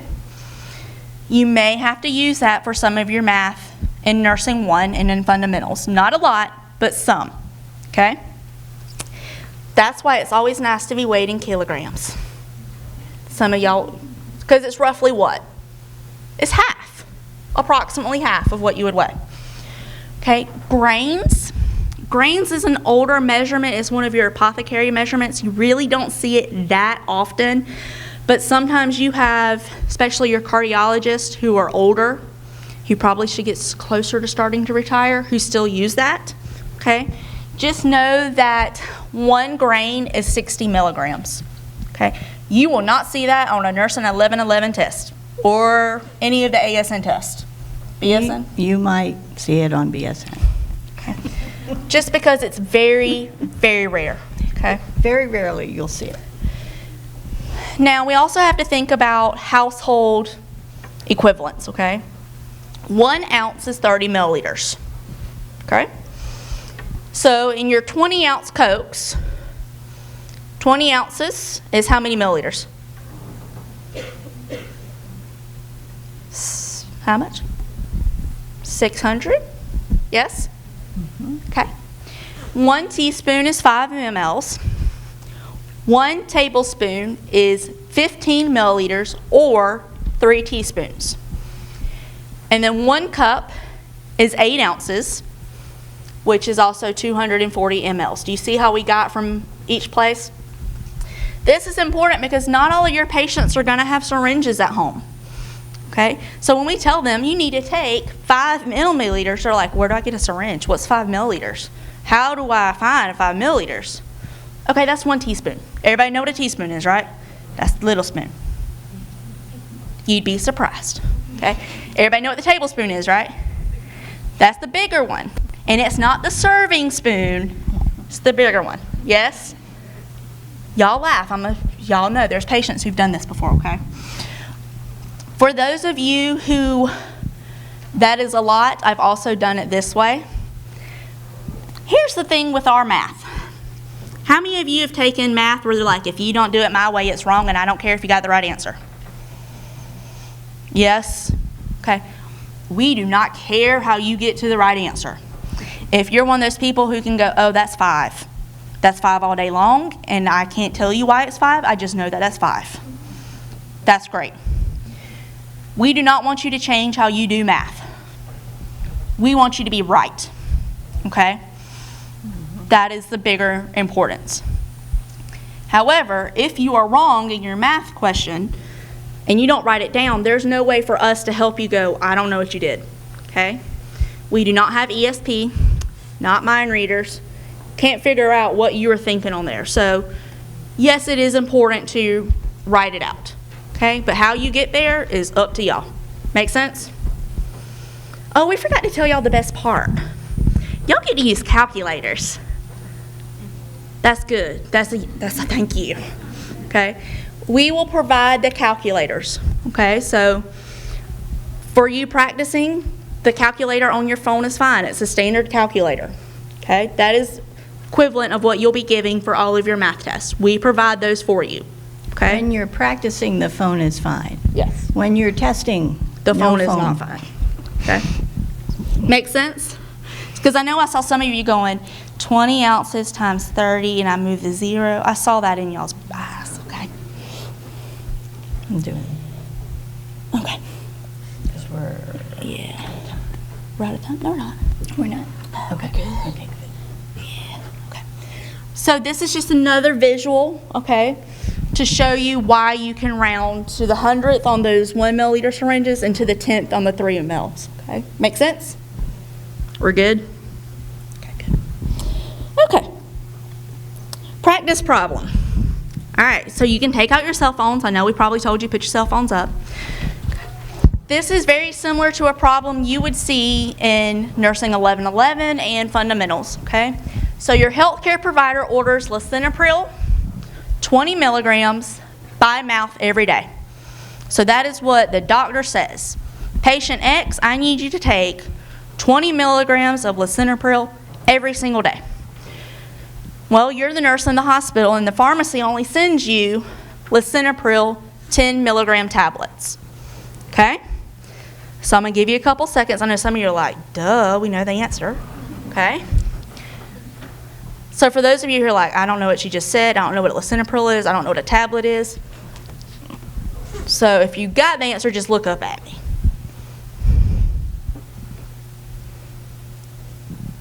What's the answer? 2 what? Tablets, okay? So yes, we gave you tablets, but just go ahead and get in the habit. I know it's 2 tablets. Okay, so everybody's making 100 so far, right? We're all going to make 100 on that MedCalc test 1, right? Okay. They're not all like this, guys, okay? But a good majority are. Okay, we're going to take it up a notch. So the healthcare provider orders enoxaparin. Okay? For the MedCalc, you don't have to know what the drug is. Okay? Doesn't matter. You're looking at what am I going to give. Now, yes, we are going to test you on what the drug actually is, but that's later. Okay?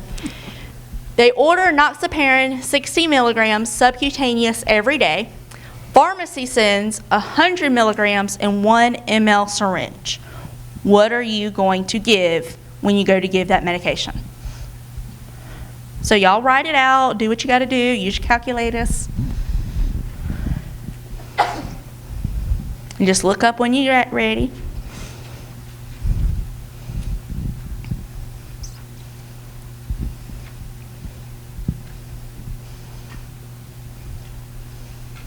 We can't phone a friend on math test.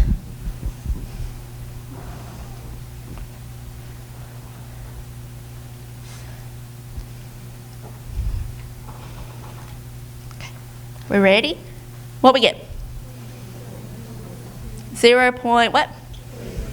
6 what? Milliliters. Okay. Everybody okay on that? Yes or no? And if it's a no, it's okay. We know we are throwing something at you that you're like, I don't know what I signed up for nursing school for. I thought we were taking care of patients, not math. Okay? Right? So it is 0.6. So a couple things that you notice here. We already told you to round to the 10th. So really, when you do this in your calculator, you get 0.60, correct? Depending on how your calculator's set up. Do we leave that 0? No, because what could that be mistaken for? 60, okay? 60 milliliters of enoxaparin, not good, okay? 0.6. Now, do we leave off that first 0? No, because then what could it be confused for? 6, exactly. So that's why those labeling rules are extremely important. Is everybody following still? The other thing I want to tell you is, remember that giant syringe? Those are usually like what, 50s? 50s.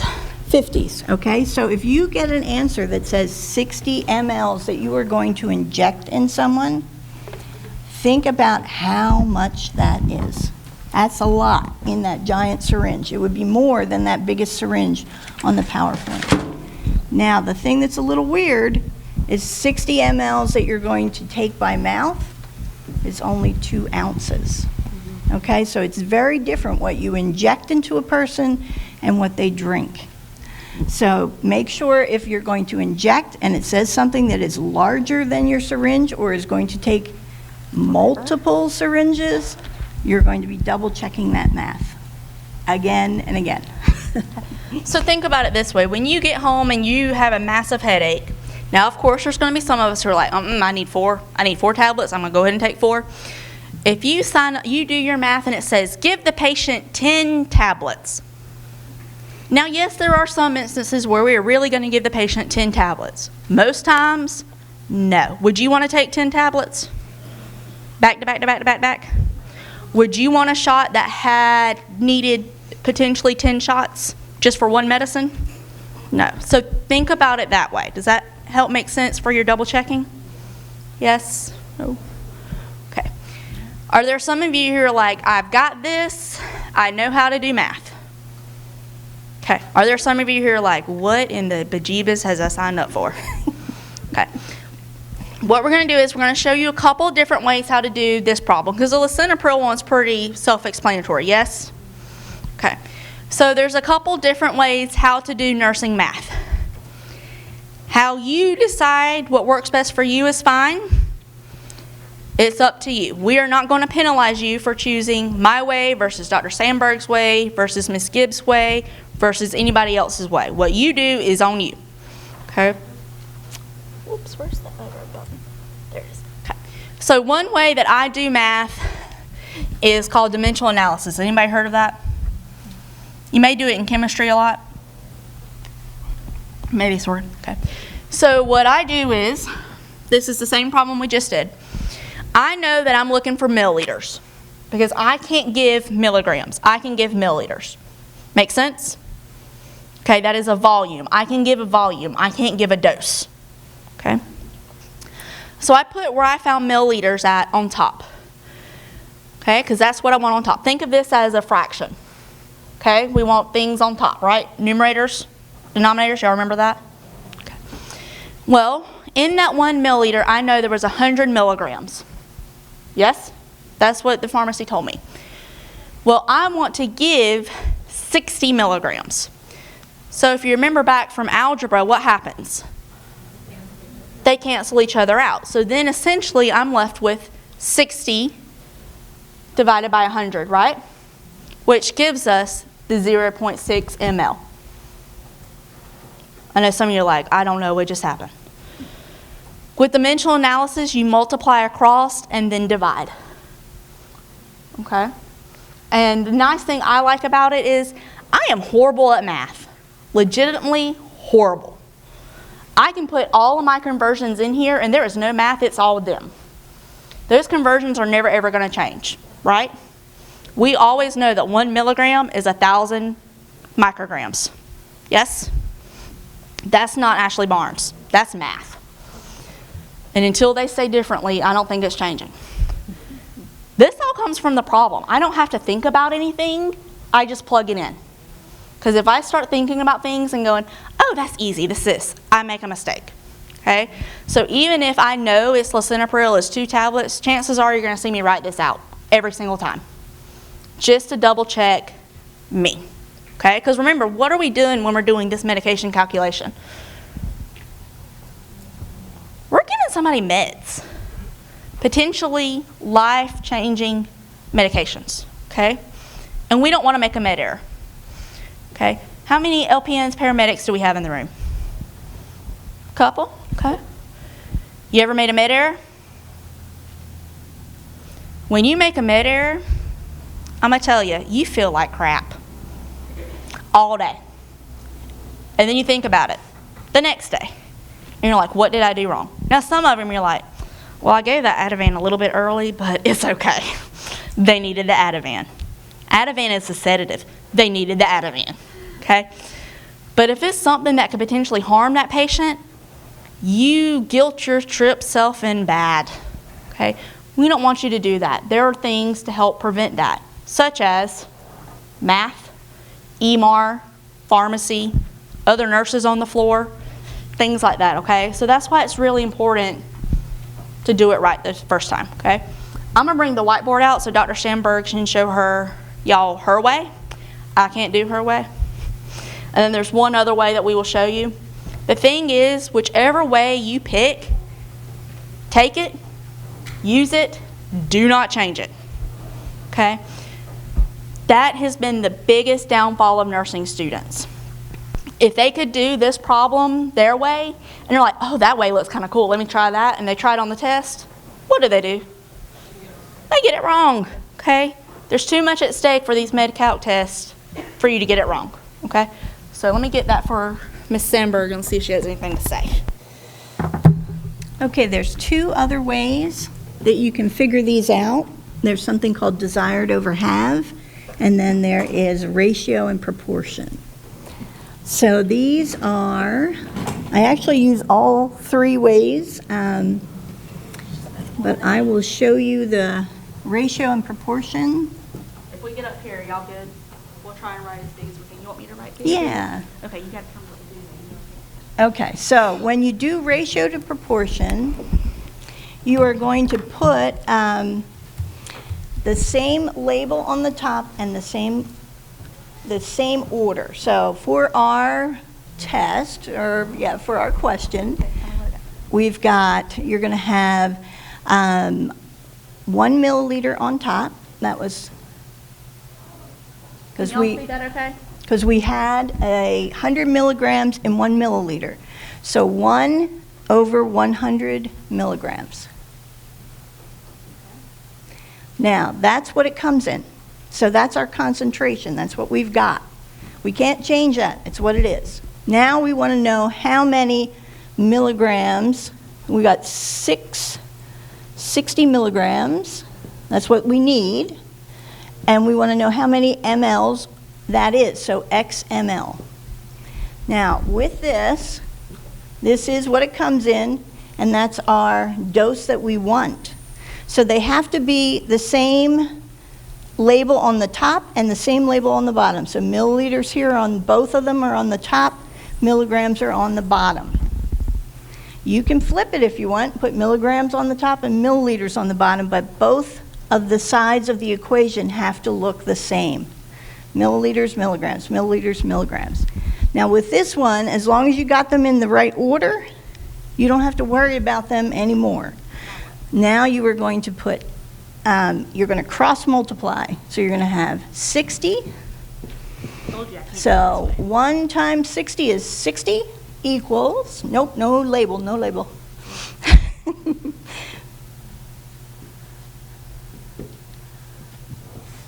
Yes? Did I do that right? You kind of made a shortcut. Let's see. What did I do? I usually do 60 equals 100x. It's like she did, but she did the shortcut. Do you see how she did that? So you would go 60 equals 100x. Oh. And then you divide by 100. She just went right on to that next step. 100x, just like algebra. And now you're going to divide by 100, just what she did. So now you have 60 divided by 100 equals x. Okay, now this is the thing that you have to remember way back about fractions. When you divide these out, you divide the bottom into the top. Don't do it the other way. That's when you get these really weird equations. So now we are dividing 100 into 60, and we will come up with the same answer. So you can do it that way if you like. And then can you leave it that way?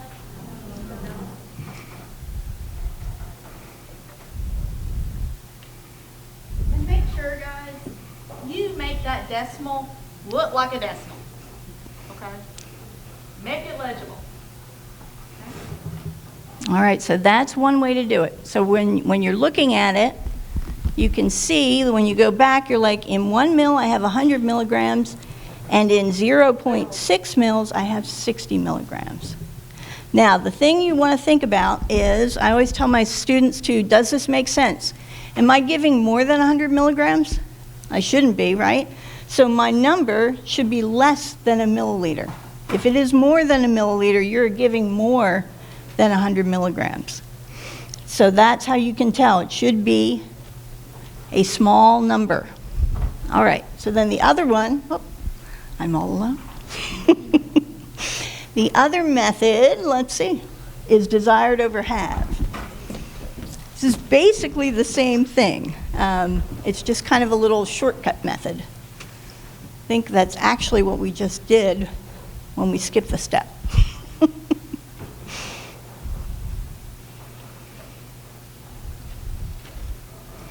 Okay, so we make an equation, and it's desired over have D over H equals V. V is vehicle or volume. It's what you actually have the medication in.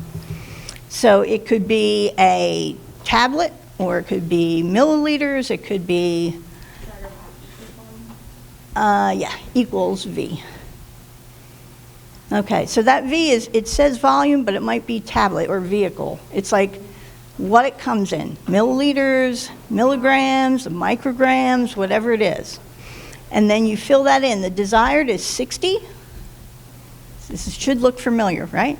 What we have is 100 milligrams, and what it comes in is 1 milliliter.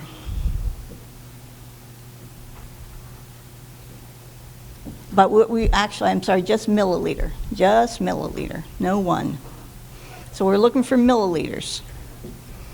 So now we're doing the same thing. We're just dividing. And that gives you your 0.6 again. So it just skips that one little step of the cross multiplication. So whichever one you like, which makes sense to you, that's what you use. And we can help you with any of those. If we can't personally, there's somebody that can. Does that make sense?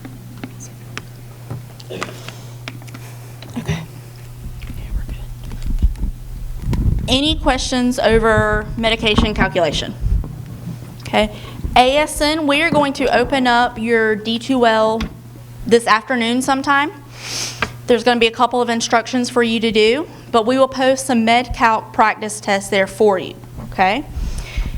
ASN, your first MedCalc test is Wednesday. Okay? Get 3 chances. You have 3 chances to make that 90, okay? But keeping in mind that first chance goes in the grade book, okay? So it's really nice to start out the semester with 100. Yeah, it's really nice to start out with a 90. Okay. BSN, your first MedCalc is? It's going to be on... Did we say Thursday? Thursday. Thursday. Okay. Okay, so breathe, because I just heard... Okay. Couple of reasons we're doing this, okay? ASN, at Tuesday after class, if you have questions, the faculty will be there to help you answer these questions, okay? So that gives you all weekend. I know y'all have got life. This is going to be your last weekend of life, right? Okay? Gives you some time to look over it, do the 3 tests, see what you're thinking, okay, and then come in, okay? And I will not post the answers until Tuesday. Don't ask, okay? Because I want you to try it, okay? Same thing with Dr. Sandberg. You're going to open early, right? A little bit early. I'll post the MedCalc. I'll give you 1 practice test, and you can look at that. Okay. And then they will go over it Wednesday in lab, okay? Make sense? That gives you time to look at it, stew over it, ask questions. And then really your MedCalc practice tests look almost identical to the real test. It's not going to be like some of those tests where you take a test and you get in the next day and you're like, ugh. That was not what was on the practice test. Pretty much exactly the same, just some different numbers. Okay? But we want to give you time to do that, okay? You have 3 chances, like we said, with the first test going into the grade book. If you are not successful by that 3rd chance, but you are all going to be successful by that 3rd chance, yes? Yes, okay. You are then withdrawn from the nursing program, okay? We don't want to do that. We don't want math to be that, okay? And we don't want that for you guys. Y'all have all worked very hard to get here. Some of you, it's been a really long 2 years. Some of you, it's been a really long 10 years. Or however long it's taken you to get here. And we know you've put a lot of blood, sweat, tears, money, time into this. And we know you want this. So we don't want math to be your downfall, okay? We're giving you plenty of time to find a peer, find us, get assistance, okay? And like I said, there's tutoring on campus. There's the attic. They should be starting open on Monday as well. That schedule is normally with the library schedule. Is that where it's at, Candace? The attic schedule? The attic schedule, you can get that online under library services, and they'll have the attic schedule there for tutoring. And then the BS and students, I'll talk to you specifically about the tutoring that's offered through the attic within our program. I do tutoring on Thursdays and Fridays, and then in addition to TASA, I will have a tutor for you as well for the TASA. Okay. So we're giving you lots of resources to be successful, yes? Okay. So the other thing that you need to be successful is you need to eat, and that's what's next. Okay. So in just a moment, don't pack up yet. Got to give you some instructions. We're all going to go over to HS 112. Okay. HS 112, if you've not been on campus, is directly that way. That is our health science building, and that's where we're going to be at for the remainder of the day. So please do not leave anything in here. Okay, wait 1 second, please. Leave this area cleaner than you found it.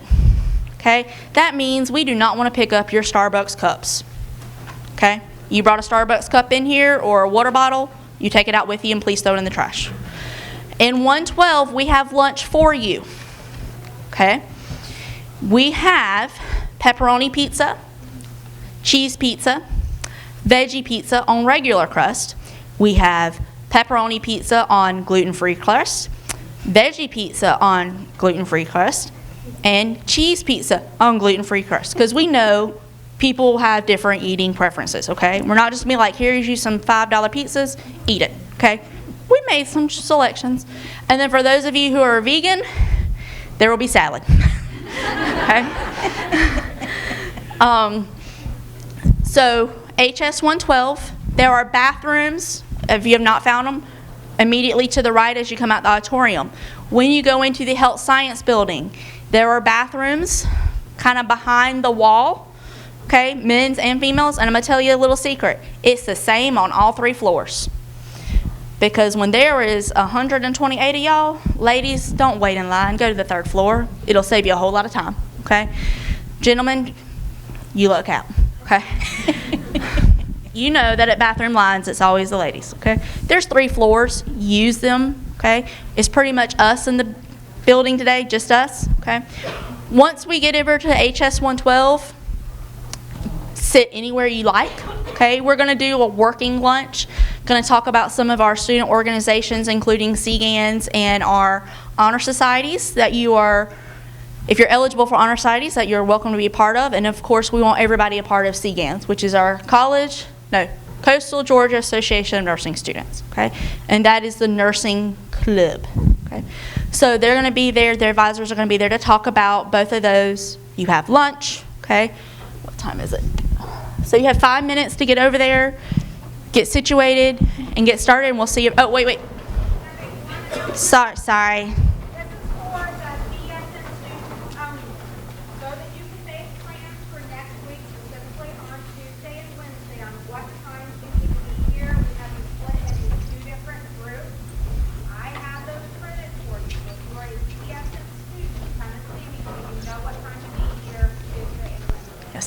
ASN, you guys will be here Tuesday, 8:30. And when we say start at 8:30, we start at 8:30. Okay? In HS 112, Wednesday it's at 1. Okay, so you have morning then afternoon. Our Thursday and Friday, everybody will be here all day, both days. Okay? And then we'll give you more specific times about that. Okay, so don't feel left out. You just don't have a piece of paper. Okay? All right, we'll see you guys over there.